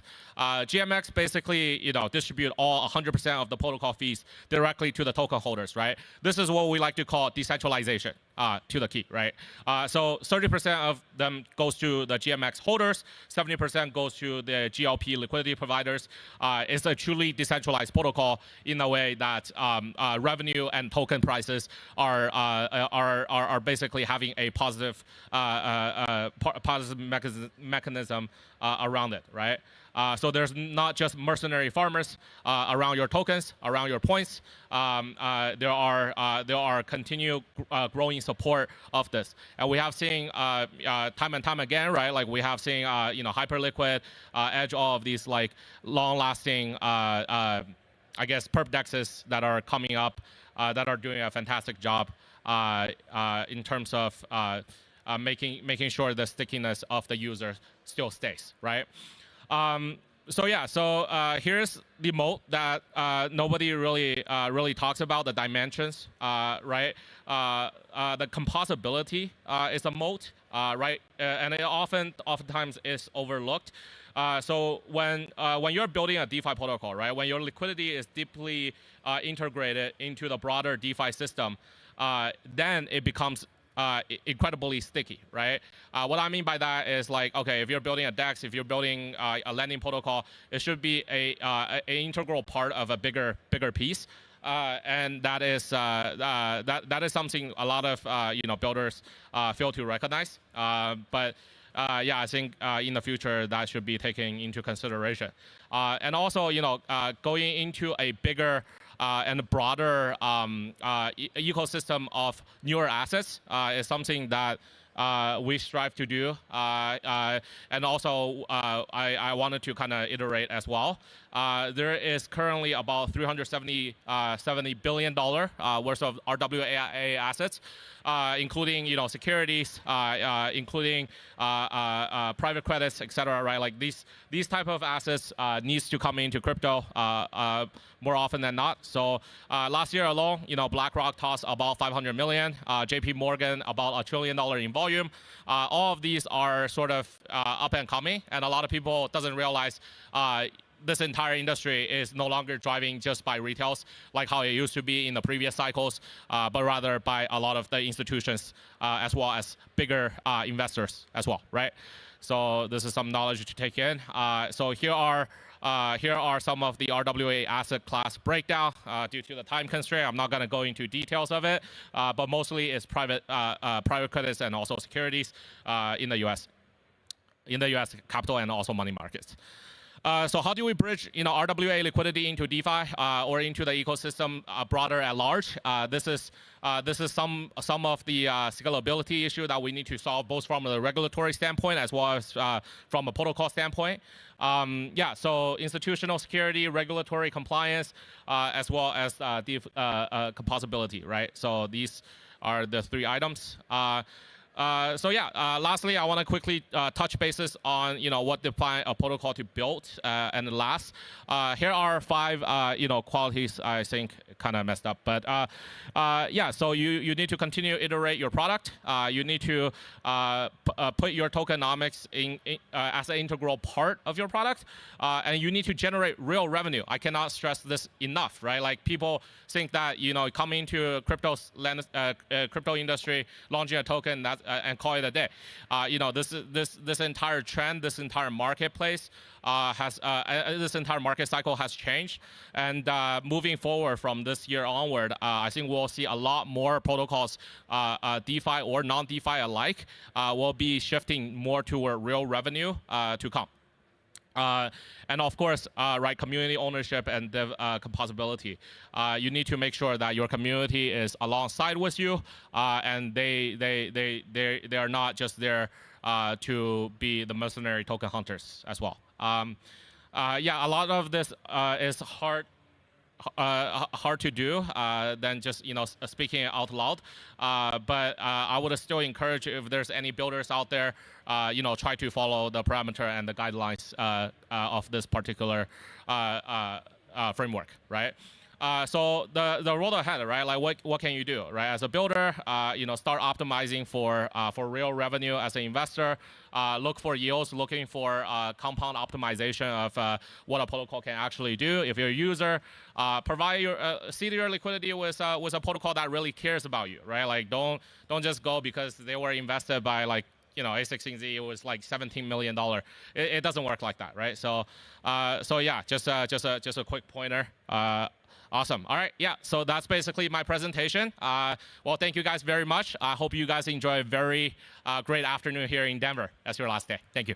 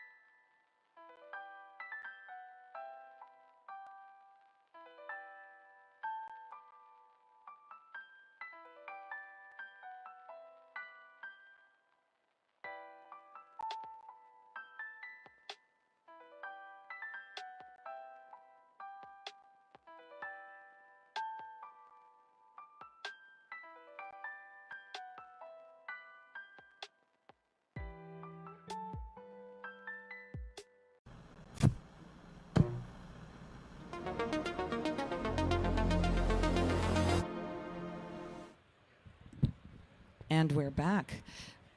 Please welcome the next panel, our moderator, Bran Maciel. She leads BD with Upshift, institutional BD with Upshift, and she's going to introduce her panel. Please come on stage. Please come on stage, guys.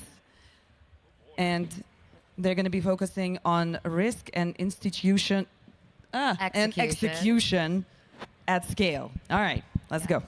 Thank you, and welcome everybody. So as she said, I am Bren. I lead our institutional BD efforts at Upshift, and today we're going to be talking about DeFi, risk, and execution at scale. So we've got a rock star panel here. We don't have too much time, so we're going to try to get through all of my questions. So I'll let each of you quickly introduce yourself, a one-liner on what you do, what's your mission, and then we can get into it. We'll start with you, John. John Libby, DeFi lead at Gauntlet. Run the curation stuff. Hi, everyone. I'm Brian Huang. I'm one of the co-founders of Glider. We are building effectively on-chain fidelity. We're backed by A16Z, Coinbase, Uniswap, and many others. What's up, guys? I'm Shayan Hussain. I'm the founder of BlockBytes Capital. We are a digital asset management company based out of Virginia, and we're here to help the price go up. Awesome. So a lot of us have started our careers in TradFi before coming into this space. So I'm going to start off talking about execution. And coming from that background, how do you guys view the gaps in the market that, are fully covered in the TradFi ecosystem when it comes to execution? What's really missing to bring that TradFi scale on chain? Right. I think in higher frequency trading, execution is always the name of the game. And with DeFi, execution still seems to be more of an afterthought. I think, most of the ecosystem does optimize things like TVL, incentives, yield-bearing products, but I think where we're lacking is really in kinds of MEV defense, risk mitigation, and information leakage, which I think is very important for institutions to really onboard with DeFi. And yeah.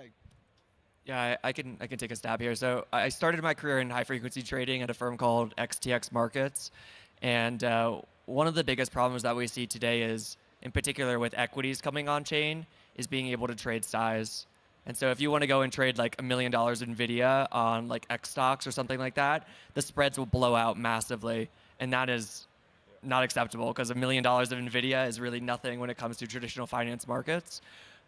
There are some really nice primitives now around pulling traditional finance liquidity onto DeFi rails. Ondo, for example, uses this mechanism for their liquidity, so you can trade much more deeply. But liquidity is still the biggest problem. It probably is liquidity, actually, but I'll take a hot take and I'll say predictability. I think which is probably the same. I think it sums up whatever we're all talking about. A lot of these institutions, they come on chain. If they do anything in traditional finance, they generally have a very good understanding of what they're doing. But off-chain activity is not actually conducive for on-chain activity, and vice versa. They don't know how to deal with atomic liquidity. They don't know how to deal with CCTP transfers or bridging via query-based or OVT models. And so when they look at these things, I think definitely the biggest problem is if they enter something, they don't know exactly what they're getting into because of all this on-chain risk. And I think one of the biggest things we can solve is walk in a model of a mental framework of predictability and how do we produce a better outcome. Lending is a great example. August Digital, Upshift is on Morpho. We're on Morpho. If you're trying to do lending on variable rate interest, these guys, it's very difficult for these guys to create leverage or leverage their activity to constantly to get whatever the returns they want on their fund. Fixed rate lending is a great example. We can actually start offering duration-based yield with actually better interest rates for suppliers that we could actually show BTC, USDC borrow and offer something predictable, similar to what they do with prime brokerage rates, while actually offering a better solution for these guys that are kind of on-chain, kind of not, that can then activate their USDC more easily rather than going via a custodian or another party like that. Yeah, you're explaining my day job for me, so. Just to add real quick, completely agree with you about the predictability aspect, and I think that is a major point for institutions to start to come in and start using DeFi protocols a lot more. But I think there's also a lot of doom and gloom around the space in general. And if we kind of zoom out and we look at the fact that we are essentially trading billions of dollars of liquidity through products that are retail grade, I don't think that that is so much of a hindrance as it is an opportunity for people in this space to continue to build and continue to bring in new liquidity into the market. Yeah, that brings me perfectly into my next question. So at Upshift, where I'm at, we started with the idea that we were going to most likely be serving all retail depositors. That's kind of what our vision was. And then we looked on chain and realized that 70% of our depositors, of our LPs, were actually institutions. Institutions in crypto is obviously a broad term, but a lot of it was executions deploying into these curated strategies. But that's kind of changed how we look at risk and how we decide, what vaults we're going to list, what kind of strategies we're offering. So I'm curious for you guys in each of your different areas of the market, how do you change your risk profile or how you view risk depending on if you're serving retail or institutional clients? Well, I think the magic of permissionless systems is you don't have to draw a line, right? So we're building a retail investment platform, but if you want to come in and log in with your Anchorage, BitGo, or Coinbase Prime account, you can. And so we don't necessarily have to draw that line, and I think that's also part of the permissionlessness of building on chain, right? Like previously you had to be an accredited investor to access these things, and now anybody, for the most part, can access these things. Sorry. You're good. Yeah, I feel like I think for building for retail institutions, sometimes it's similar, sometimes it's different. Like Glider, I think acknowledged that with KYC accounts. I think like you first have to think about the risks they're currently exposed to, and it starts rather than looking at the actual like maybe tokenized asset itself. It starts by actually looking at like how does this activity work. So like, for example, bridging, auto compounding yield, and various products like that, I think is where you kind of start, and then you kind of bridge out there then the risk profile. And so the first design products that solve that solution is how you really manage all these different kinds of like on-chain risks. And then from starting that framework, I think that's like where you kind of build from. We have our own infra as well, Era, that actually does all this for users on various of our products. And then from there, when you think about risk profile, it's really hard to differentiate when you look at something like a Morpho or an Era or a Glider or an Upshift. What are these risk profiles you're doing? And it's really about designing very good education about what you're actually exposed to, and like understanding, like creating very strong terminology to help define these risk profiles. For example, we made it up in a Slack channel one day. We called our vaults Prime, Core, and Frontier to design risk profiles. Ironically, Aave v4 now uses that exact terminology, which is hilarious. And so you kind of start by defining clear terms that everyone can start adopting and using. We see that now being added on Morpho. And from there, then you kind of just like, then you start actually figure out clear ways to understand like, okay, we solved all the basic execution risk you're thinking about this activity, and then you kind of think about like, from there, it's really about using the terminology to actually build that layer of trust.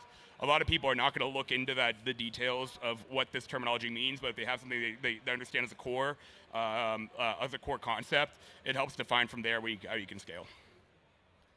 So I can answer this question from the perspective of someone that is building and managing portfolios for clients in the digital asset space. And so DeFi for me has always been concerned with how fast can we achieve whatever we are doing with the DeFi product. It's always been about velocity. But now that we are kind of entering a new paradigm for cryptocurrencies in general, I believe real wealth creation is based off of durability and having stronger infrastructure. And while swaps and all of that, it's great for narratives, but portfolio management is more about how we are controlling drawdowns and how we are planning on allocating liquidity and, of course, strategic rebalancing.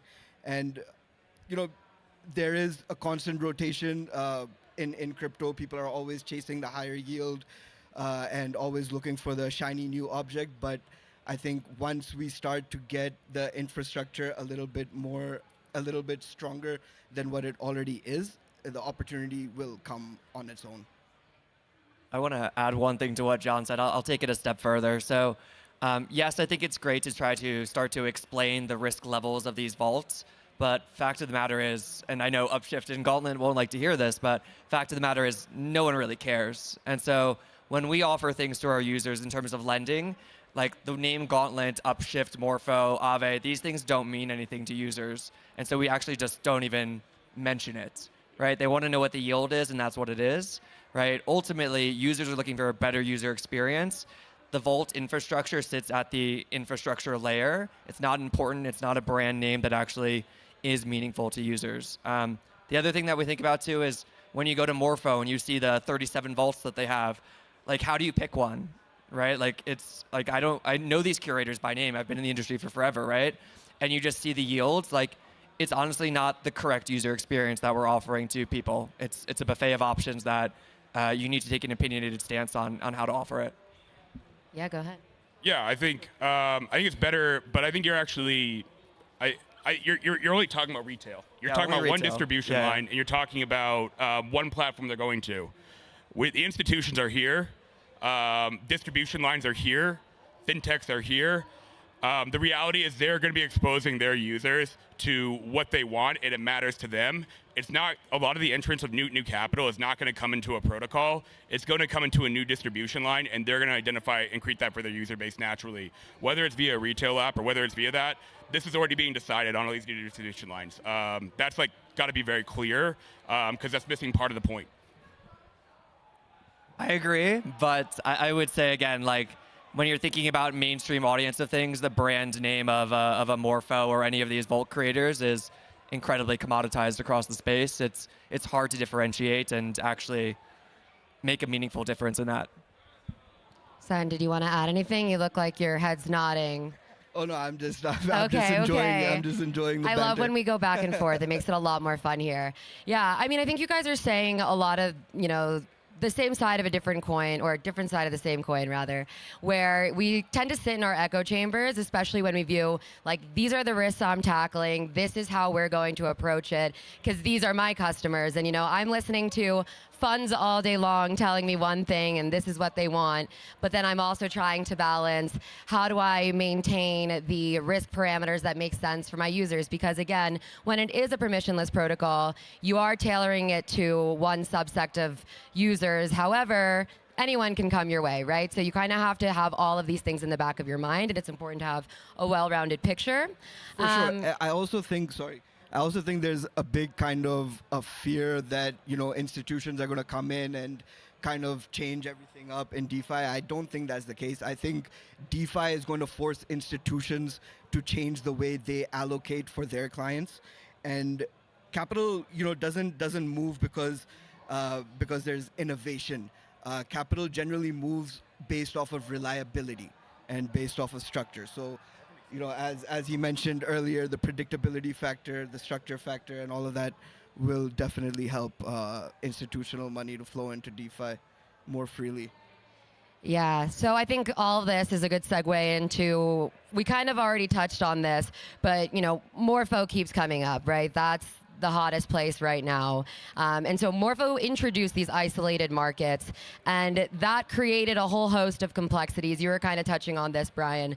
Gauntlet, you're a curator, and you're an allocator, Sion. So, when we're looking at now what we're building at Upshift as well, it's these curator managed vaults, right? So you're basically offloading the risk to someone, and you're essentially trusting in them that they understand the risks for all of these Morpho markets, that they're going to allocate and rebalance accordingly. But how do you then actually look at those curators and assess the risk that you're giving them, right? Like, how are you pricing that risk in, if you will? And we'll start with Gauntlet. I know you guys are major curators. We definitely put a lot of our funds in Gauntlet markets. So would love to hear how you take that responsibility on, and then from you guys, kind of how do you assess your curator risk?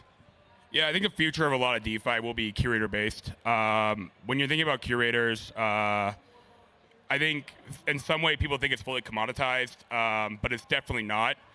The reality is who loses money and who doesn't. And there's a lot of curators, especially the last like 2 instances we've had on Morpho between Usual and Stream, that have in fact lost money. And as you start seeing how like we're thinking about like when you're picking a curator, that's kind of our job. We do very strong diligence. We actively look at these things, and we always make sure how do we keep funds safe at all costs. You want curators that are supplier focused, have no interest on the borrow side, and in the sense of really trying to focus on bringing in borrowers rather than like they focus on protecting their suppliers, and borrowers have to comply to that model. And when you think about curators, it's kind of like who loses money, how do they perform on rates, on a 24, 3-month, 9-month average on whether it's blue chip or high yield exposure, and then what is their track record on scale, and that's really what matters with a curator. A lot of curators people think it's easy. You'll be very surprised how many curators make a change once a week or every 2 weeks to the money you're putting in their vault rather than automating and changing these strategies. I've heard terrifying stories of vault infras where it's the curators aren't even curating, they're like handing to the vault infra like you can make 3 changes a week, and that's like it, or a month, and it's insane. We are like always, so when you think about curator, you're thinking about like you're trusting a brand of these different track records. This will differentiate more and more over time, and it'll become less commoditized actually, I think, in a long enough time frame. We look at BlackRock different than we look at like a typical fund. And then from there, it's like, I think to build on that is like, it's what the curator could offer from there. It's, layers of strategies that are bigger than Morpho, that are bigger than restaking or whatever the curation meta is. It's careful selection and trust, and then having a full stack of resourcing to offer to whatever client or consumer you're looking for to meet whatever need they want. And that's how you kind of build vertical stacks that like target the distribution lines. Yeah, I think everything John said is entirely what we look at when we decide what we want to integrate into the platform to offer users, right? It does go to brand new, but when we think about the broader audience of like regular people who have no idea what crypto is, unfortunately these names, even like Aave, don't mean anything. The one thing though that we are sort of maybe counter to Vault and how we think about things is that we've finally built Rails so that you can directly own your assets, right? And if you really want to directly own your assets, you shouldn't be putting them into either an ETF or a vault, because likely they are extracting some form of fee, they are some form of middleman. Now, if they're actively doing something really cool, like which Gauntlet does, right, then it makes sense to pay them or have them take a fee from what they're actively doing. But to his point, like, there are vault creators that don't do anything, and fact of the matter is you should directly own your assets, because then you can lend them, stake them, participate in governance, claim airdrops, like all of this stuff that they might be getting that you're not, because you are in a vault that they're doing 1 rebalance a week, and that's like, what are you paying them for, right? It's like a wealth manager. And so direct ownership is really important, but there are people who want other people to manage their money, and that's how the industry works. And so choosing your vault creator specifically for the reasons that he mentioned is important.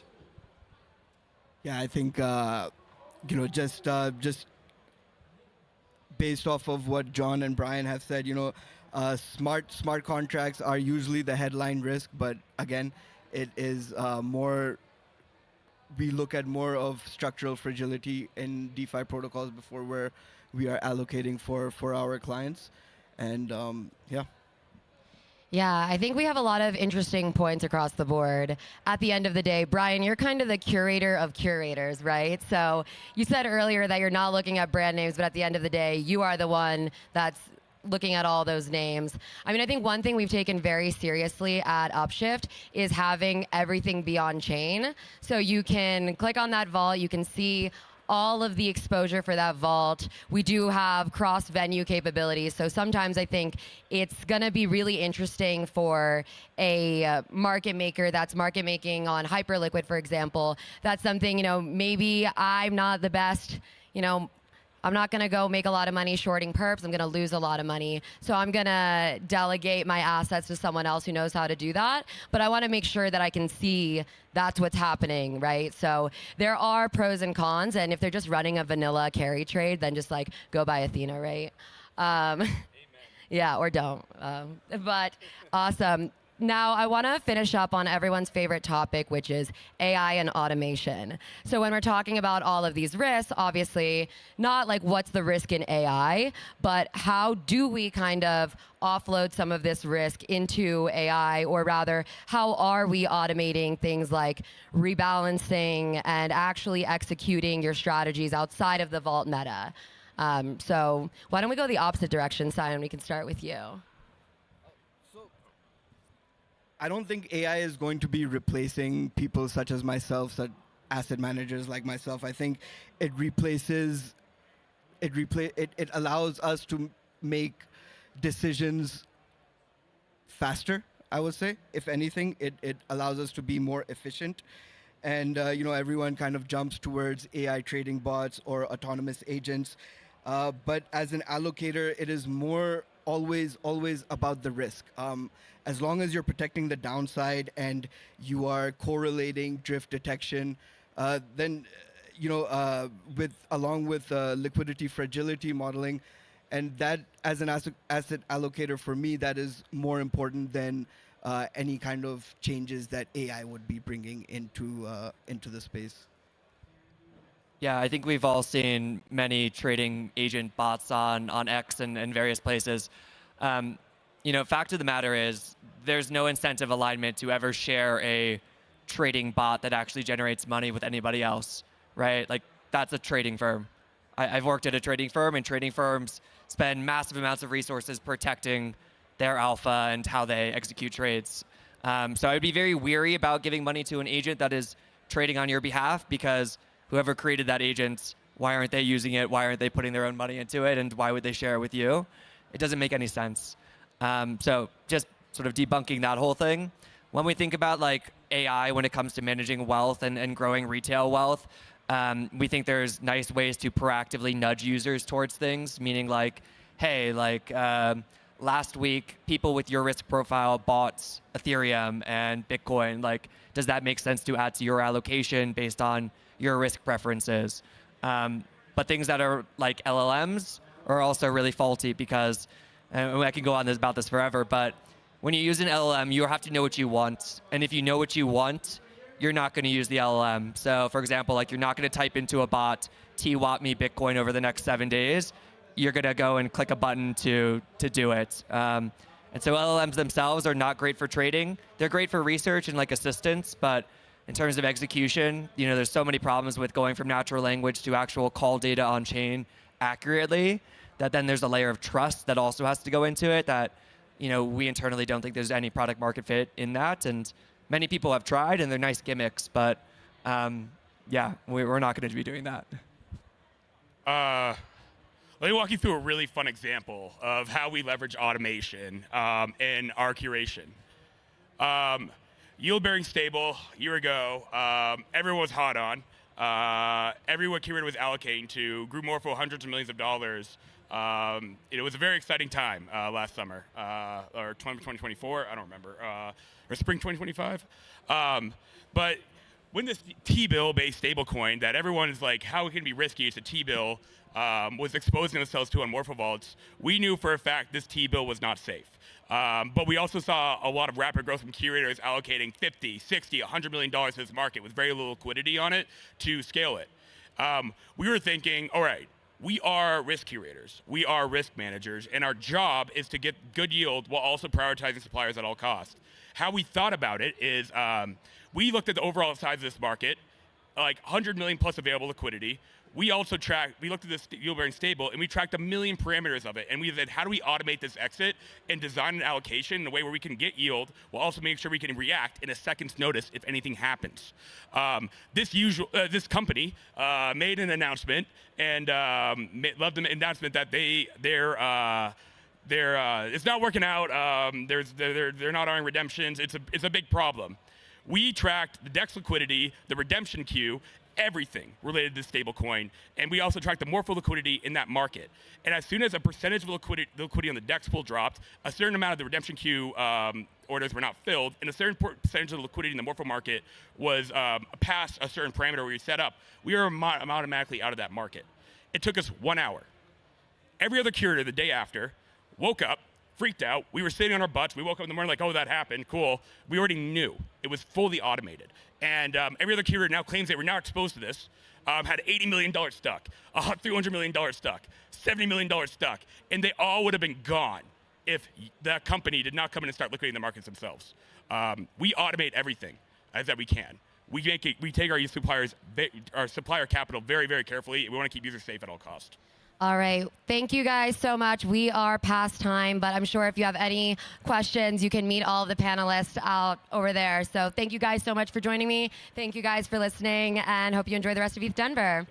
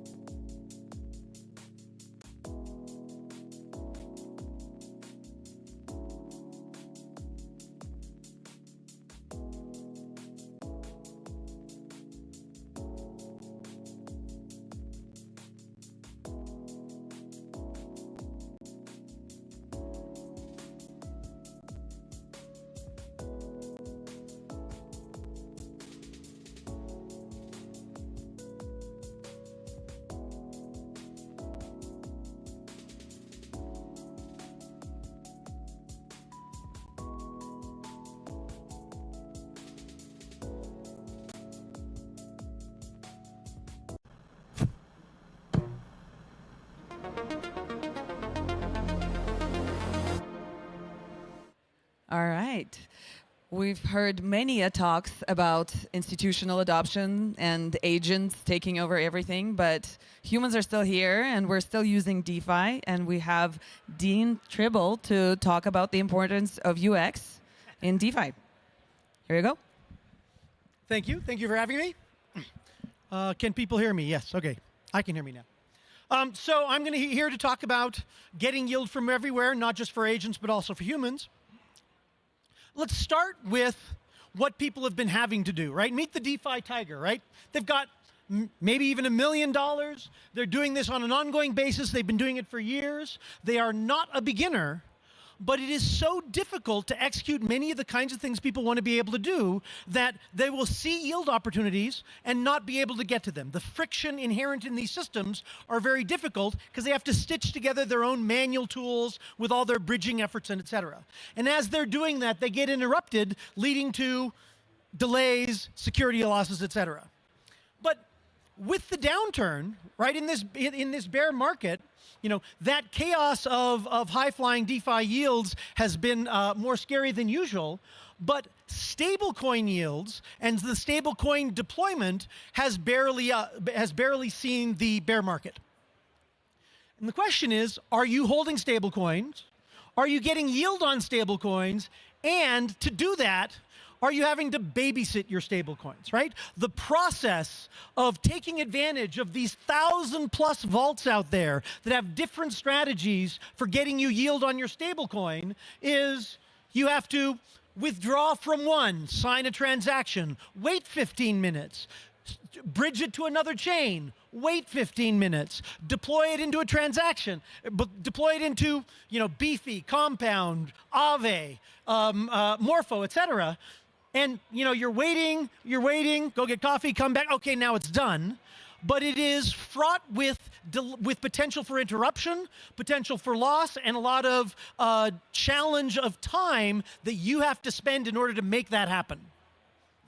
So really what you want is what people have talked about of much like intents. You want to be able to express, I've got money, I want it out there in those vaults, make it happen. Of course, that requires currently a miracle, but the end game that you want is, I've got the money, deploy it where it ends up on, and you can barely read there, in Morpho on Arbitrum, or Compound on Base, or Aave on Mainnet, or Beefy somewhere else, right? You want a deployment that takes advantage of vaults independent of where they're at.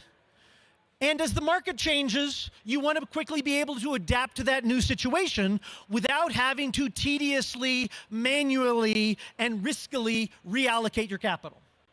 So that intermediate miracle is what WiMAX is here to provide, right? It does single signature deployment, management, execution of your capital, and execution of your strategy on chain. It uses AI copilots to assist you in picking opportunities and, of course, deploying them efficiently. And it's non-custodial by design, so it remains your coin. It's not accidentally custodied someplace that you didn't expect. And so I'll show a demo of this. Now, this was recorded recently on a portfolio. We just launched early access, which we'll talk about. But here I'm connecting to EVM Wallet on whatever chain my money happens to be. I'm going to pick some vaults that I would like, independent of what chain they happen to be on. Right? So I'll pick Aave and Morpho and Compound, and we'll be steadily adding these things. Now I have my selections, and I can just manually move those sliders or balance them evenly or enter a number to say, here's the allocation I want. And then I go through, well, I have to add some money, so great, I'll put in $100. And then say go. And that's this is my intent. Allocate $100 that I'm giving you to these funds, right? Sign it, brings up MetaMask or Rabby or whatever it is, and triggers it. Now we could wait for the time on the block to make that happen, but where you end up with is this, and this account is out there. You could look at it, and up at the top you can see it started the process of executing this. Ethereum is slow. Base is slow. It will take 20 minutes for them to finish, but it doesn't have to take your 20 minutes. What happens is, behind the scenes, the smart contract of WiMAX created a strategy, a plan for how it was going to accomplish that intent that you provided it, and on-chain, it executed those steps, whereas each of them completed it, animated, and you'd see that happen here. And as it completes, you can even follow the link to Arbitrum Scan or Etherscan or what have you in order to see the transaction as it happened, in order to see your money being deployed into accounts that this contract created on your behalf on all of those other chains.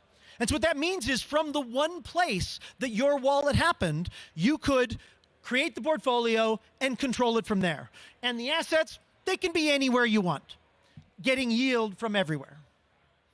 And so now it's deployed, you can dig further. There's the AI Copilot that lets you dig into the risks, dig into options, ask about what's coming, analyze your performance over time, and as the market changes, look at new opportunities. So let's look at some of that, right? That new opportunities, right? The market does change. The awesome vault this week, someone comes up with a new strategy next week, or adds automated compounding on that extra strategy, or whatever it is. You want to be able to move easily, and that's the place where having a tool that does all of this execution for you on chain is absolutely critical, where you can discover new opportunities, assisted by the AI that knows your positions, that knows your strategies. You can easily add or rebalance things, and each one of those actions you take is a single signature, no matter how many funds we're going to manipulate on your behalf. Okay?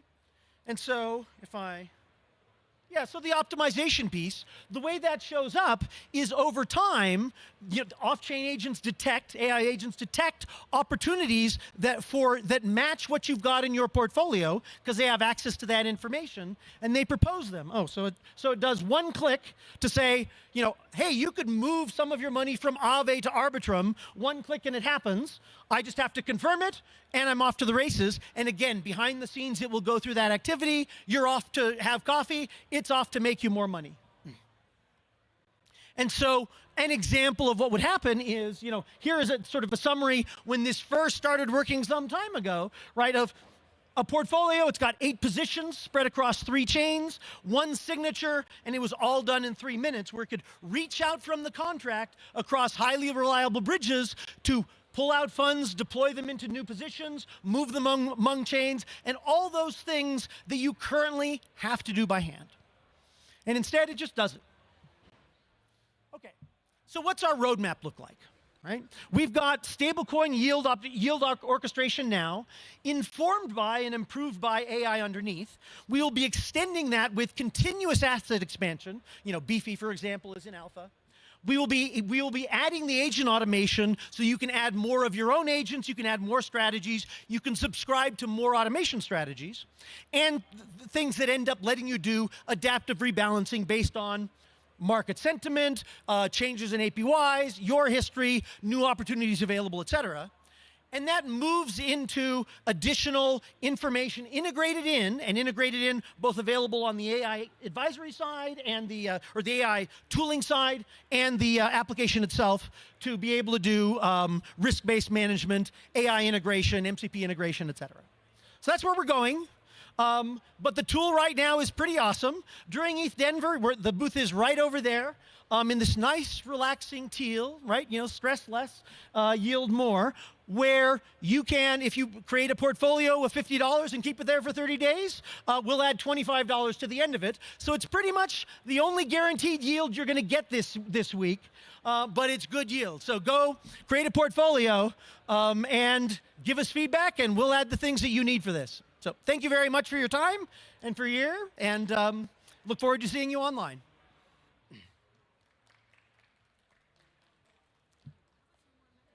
Good. I absolutely do. I talked fast, so I was hoping for that. Yeah, you got through your presentation pretty fast. We have some time for questions. Does anybody have DeFi questions or UX questions or comments or suggestions? Anything? Well, if you pop up the thing, I can show the activity, but nah, it's fine.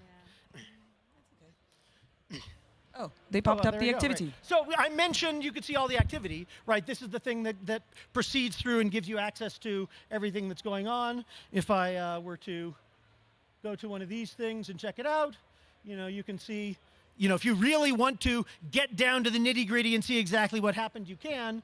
And behind the scenes, what this thing does is when you sign your intent, it creates accounts on your behalf controlled by the portfolio on all those other chains. So if you funded it from Ethereum and said, I want into an Arbitrum pool, it makes an Ethereum account, it makes an Arbitrum account, pulls your money in, distributes it, deploys it into Aave or Compound or what have you, and holds it on your behalf. When you say reallocate, it will do the withdrawals, the transfers, the deposits, the auto compounding, etc. So we're very happy with this. People have been playing with it to be able to go into a portfolio. Whoops.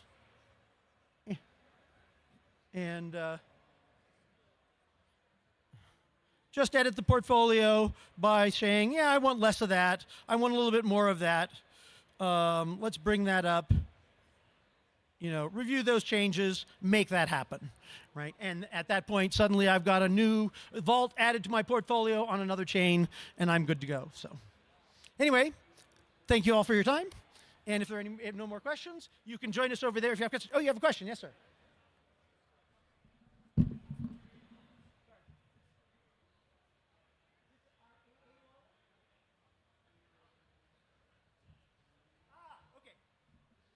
So the question is, when he deposits, where does the money go to? So when you do an account creation, let me cancel out of here. You sign a permit that WiMAX can take in your money and deploy it. So if you do that on, let's say your money's on Arbitrum, you sign your transaction on Arbitrum saying, hey, add this. WiMAX will take that authorization, create an account on Arbitrum that it controls, and let's say you were depositing on Base, it'll create an account on Base. Those will happen to have the same address. It will pull money from that you said it could take into the Arbitrum account and then deposit it across. So and then once that's happened, it'll issue the instruction where from the Arbitrum account, put it into Aave, and from the Base account, put it into Compound or whatever you're doing. And so the money goes from your account to an account on those chains that the portfolio, that the WiMAX portfolio contract is controlling on your behalf. Your key, your original key, controls your portfolio through WiMAX. So if you say do a withdraw, it will pull from those subsidiary accounts, move it back to the account that you originally deposited into. So it is always controlled by you, so your custody, but it will be in a subsidiary account in your portfolio via the WiMAX contract. And it is possible to withdraw those funds with no operation of off-chain services at all. You can withdraw it, in the event that, any WiMAX Oracle integration or any of that, if that's all gone, you can still pull your money out. It's your money.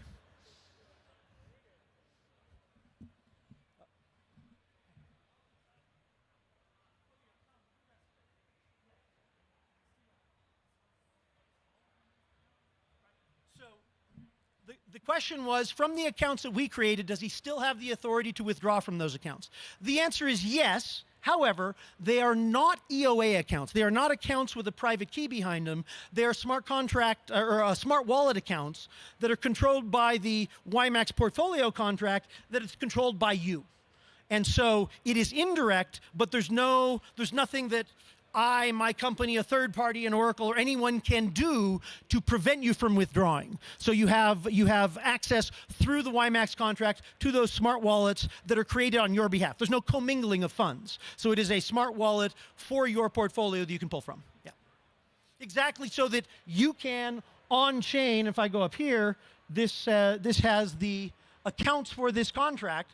This is showing what accounts did it create as subsidiaries for your portfolio. And so you can go on-chain and see, by gosh, what does OP Scanner tell me is my current balance of USDC in this account?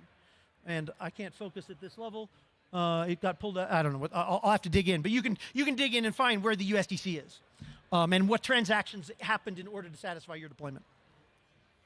Any other questions?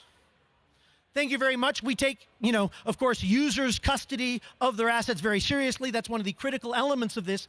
And indeed, if you look at some of these other systems out there for doing yield optimization, what have you, what they actually have is an off-chain Amazon cloud service that has the keys. And so if that's gone, if that trusted in the execution environment is gone, now there's no blockchain on the planet that can return you your funds. And so from a system point of view, the ability to have everything really be relying on on-chain custody is an amazing and important security step. So, all right, thank you all.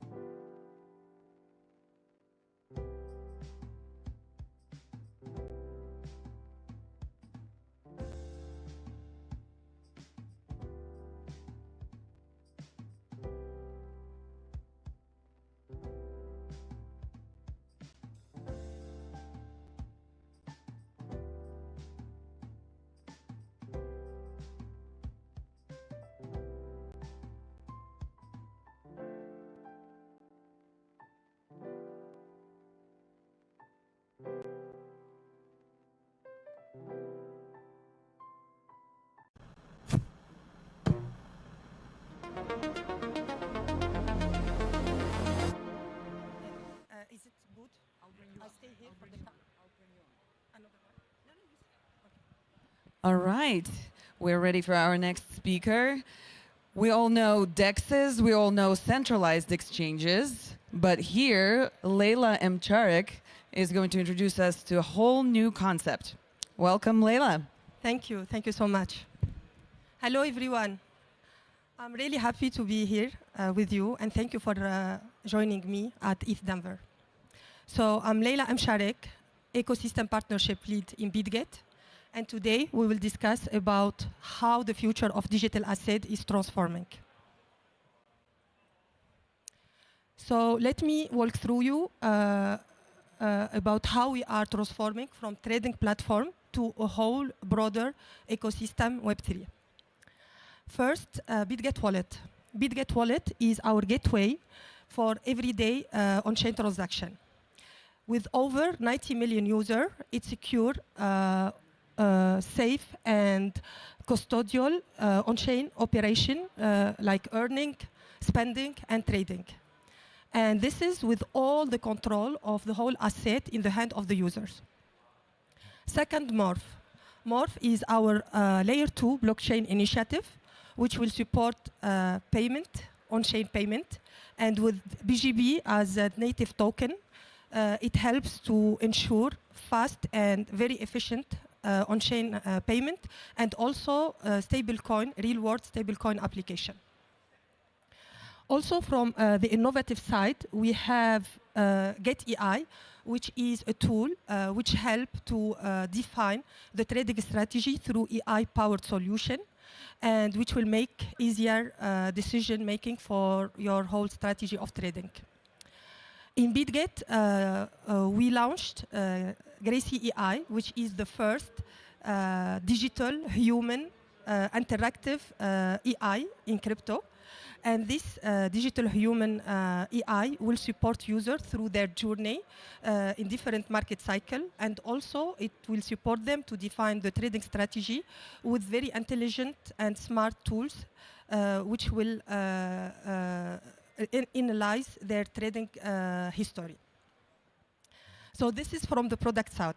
Now, if we speak about the human side, in BitGet also we invest on the human as the key catalyst for the future. So we have different initiatives. One of the initiatives is blockchain for youth, which is mostly for young generation. We committed $10 million over the 5 years to support education, to support partnership, university partnership, and also developers program. In addition, we have also blockchain for her, and this is mostly for women and for female. We support women, and we would like to have women leaders in the crypto space. And we are building now the next pipeline of the future talent of women. And finally, UNICEF. We have also a partnership with UNICEF, and we will provide education and also digital skills for over 1 million learners for the by 2027. So here, as you see, all these initiatives reflects our strategy to build a global ecosystem across infrastructure, across AI, across education, and also social impact, which will help to accelerate crypto adoption.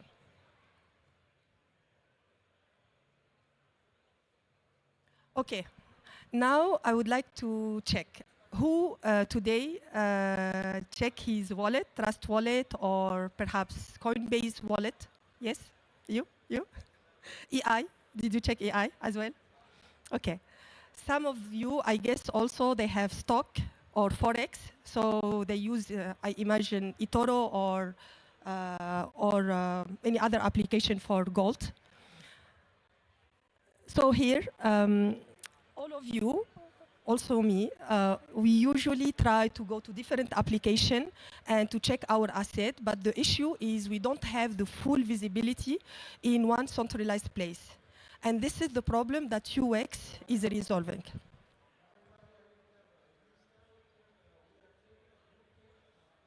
Okay, so what does it mean, UX? UX is a solution and a narrative which comes through integrating all the tradable assets in one place.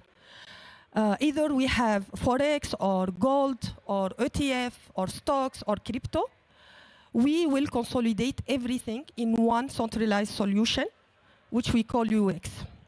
So here, we will not ask you to choose, but in BitGet, we build and develop this solution to meet your expectation.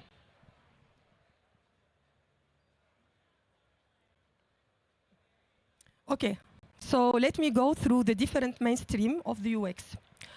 First, as I said earlier, it's a comprehensive asset coverage, which means either you have TradFi, DeFi, centralized exchange, you will get access for all real-world assets led by Forex in one place for crypto user, and also vice versa. Crypto user will get access to gold in the same platform. So this is the main and global solution for the asset coverage, but also in parallel we have a second solution, which is BitGet on-chain. BitGet on-chain. So BitGet on-chain will allow you the access to millions of tokens. Usually they are supported in different chain, either on DEX or on COX. And this token will be used in one place, and you can also get access to your BitGet wallet and BitGet account to fund and to trade any token. So I really invite you to check. It's millions of tokens, either between on-chain or spot. Also third, I spoke also earlier about EI. So Get EI is not just a simple tool of a data summary of a market, but here we developed a very smart tool which will analyze all your crypto history, then we'll check also your risk profile and also the token allocation of your profile. And then it will define with you a long-term strategy of trading. Finally, security, but I will go also deeper later. Security is the DNA of our solution. We build all these blocks on very high level standard of security.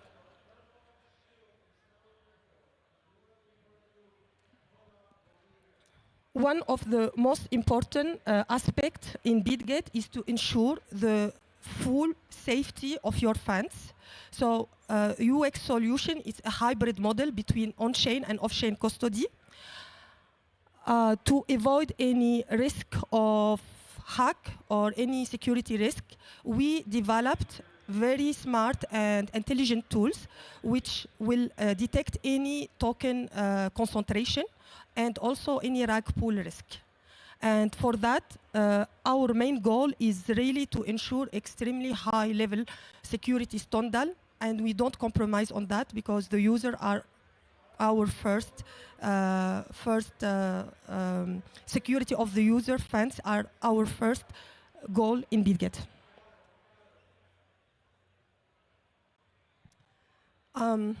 So we go through all the different aspects of our journey between developing different solutions, and we always say in different cultures that life is a long journey, and this is what we also build in BitGet. So it's really a marathon. We try to build a really enhanced solution, secure solution, which will meet your expectation, but in very permanent and sustainable way. And this is one of our slogan, user first and safety first. And I think also all of you here are contributing in our crypto and Web3 ecosystem, each one in his way. And our goal in BitGet is really to provide the best and enhanced secure solution for the user, and also support for the crypto adoption and accelerate crypto adoption globally all over the world. Thank you so much. Thank you. Thank you so much, Leila. Great job.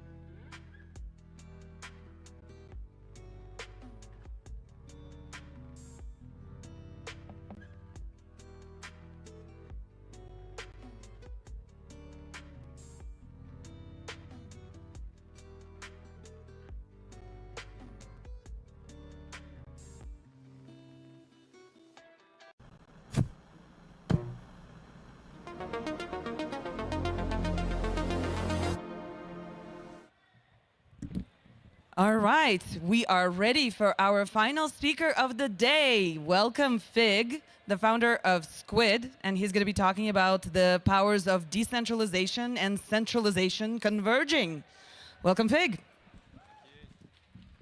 Hello, everyone. Thank you. Yeah, very excited to be here. My name's Fig. I'm a co-founder of a project called Squid, and we are an API and a UI that allows you to swap tens of thousands of tokens across about 100 chains. So cross-chain bridge swapping. We work with hundreds of projects, done about 6 billion in volume. But I'm here to talk about the path of DeFi from 2020 all through today, and the patterns that I've noticed in how builders are working with DeFi and the tools. So wind back to 2020, everyone's in COVID at home, and a whole generation of nerds, including myself, are sniped into this dream of DeFi. It's completely free markets, a global layer for finance. Everything's transparent, system-wide leverage is clearly visible, and people can build modules for finance which other developers can permissionlessly bring into their apps. Vitalik is saying that everyone will have an Ethereum account and there'll be the world computer for your access to everything in finance.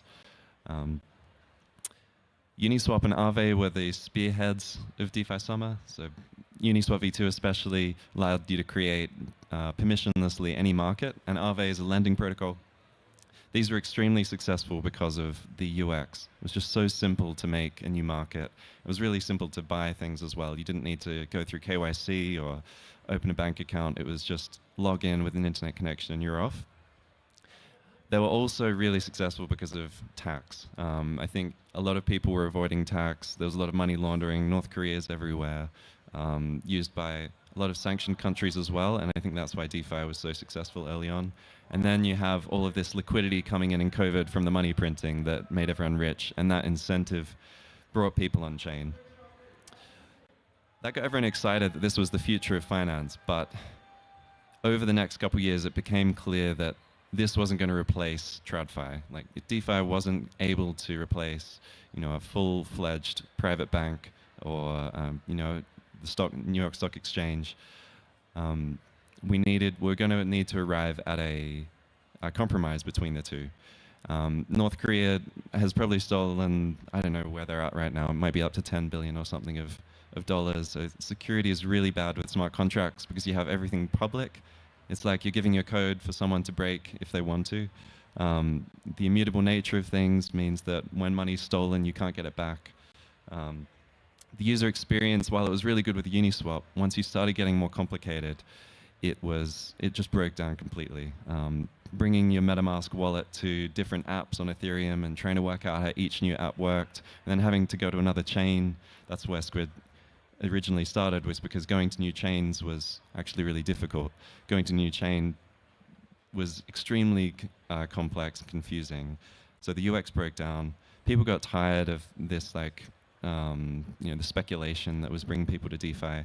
And then also, we found that because tokens couldn't act as equities, the incentives were all wrong. All the DeFi builders couldn't actually raise money into a good investment product. They'd have to release these tokens that were essentially useless, and then all the valuations have gone down over the last few years, and yeah, it's been terrible for the industry. So there's all these sort of headwinds we've been going up against, but we solved them with a kind of regulatory arbitrage.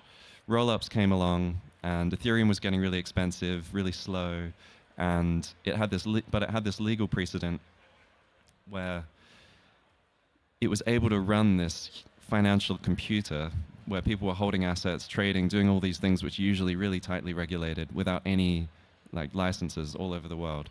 And roll-ups came along and they were like, we can also get this legal precedent across to our technology, but we didn't need any of the decentralization.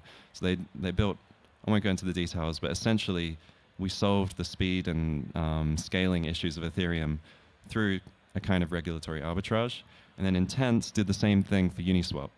So instead of having to combine lots of different smart contracts on, say, different chains or on Ethereum, you could use this thing called an intent, which is essentially a bridge between off-chain on one side, which can do a lot of complex things really cheaply, into on-chain, which does the settlement of the assets at the end of the day.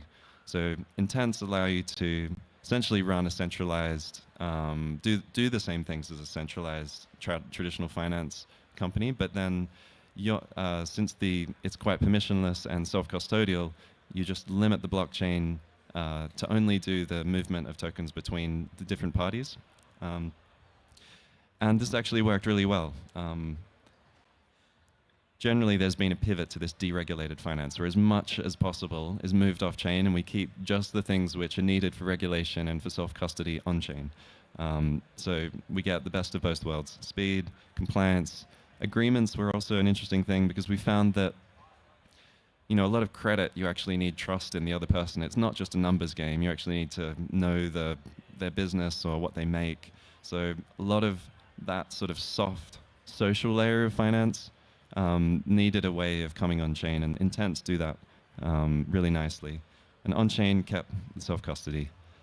The Ethereum account model also didn't work very well. I went into that before, but it's been solved essentially by bringing the modularity into the developer layer. So instead of a user taking their account to different apps and trying to sort of work out their own modularity, developers can integrate everything really nicely, put a lending protocol, a swap protocol, like whatever they want, into one product, package it up, and the user logs in with Google, and it feels a lot like Web 2, but it still has the best of that self-custodial model. It's got the global access, and same with institutions. They want full control of their custody, so you building like integrated products works really well for them. And yeah, chains stay doing just what they're good at, which is being accessible 24/7. You can issue anything. Anyone can issue a token on them. Everyone in the world can access them, and they're quite secure. And then if you put all of these together, you get an exit hatch, which is, this was a part of the original dream. If you can exit from the system, then it makes it a lot harder to gatekeep. I used to work in traditional finance, and I saw just layers and layers and layers of fees being taken and not much value being added. And that's because you can gatekeep in traditional finance you have this sort of no transparency and no way of your customers actually being able to leave and go with someone who offers a better product than you. So we've kept that so far, and I'm really bullish on DeFi because of this. Also, we need to work with the suits to be able to make DeFi successful. So I've got my first suit last year for my sister's wedding, but I might have to use it a bit more in business. And so traditional finance players are actually really skillful. Like, there's hundreds of years of skills, and they're amazing at what they do. So being able to use a lot of what they've built in cryptos, I think a really good thing. A lot of yield products especially, I think, are interesting when you bring them on chain via a real world asset and make them accessible to everyone all over the world. But the yield is actually coming from something which is more real, like coming from a TradFi player. So I think that's something that DeFi is going to be amazing for, giving someone in a country where they usually don't have access to good finance, access to these products. And I've been chatting with institutions all week, actually, and the two main things they say about crypto are the 24/7 settlement is going to make everything a lot more capital efficient, and things will come on chain for that reason. And then the global access as well as the other one. We need to watch out for, though, the gatekeeping might start happening. I've already seen a lot of asset issuers that have mint and burn control on their assets, Circle included. Once you pass a certain threshold, they can charge essentially whatever they want for you to have to mint and burn the assets. So that could get out of hand, and I don't want to be part of a system where only a few players can essentially control the in and out flows of money. And then we've also seen self-custody is coming under threat still. Mika's doing a lot against it. Thankfully in the US it's not too bad, but we need to watch out to keep self-custody. So yeah, this is where we're at the moment. I think we've got speed, cost, UX, business logic, all off-chain, and then we keep the global access and censorship resistance on-chain, decentralized. And that all comes together really nicely in these neobanks, which everyone's building now. But I think that's just honestly, table stakes. You should have a wallet, access to assets, access to like global investments. You can open an account without KYC. And yeah, these companies like Xdocs, Ondo, Morpho, they're bringing good off-chain products on-chain and accessible for these users of the neobanks. We did this with a company called MiniPay, who have, I think, 12 million users worldwide, often in South America, Africa, Southeast Asia. People who usually don't have access to any good investment products, and we gave them access to gold investing for the first time ever. They don't have to open an account. They don't have to buy a minimum of $50, which for them might be a huge amount of money. They can buy $10 or even 10 cents, and it's available in their time zones. This has been really successful, actually.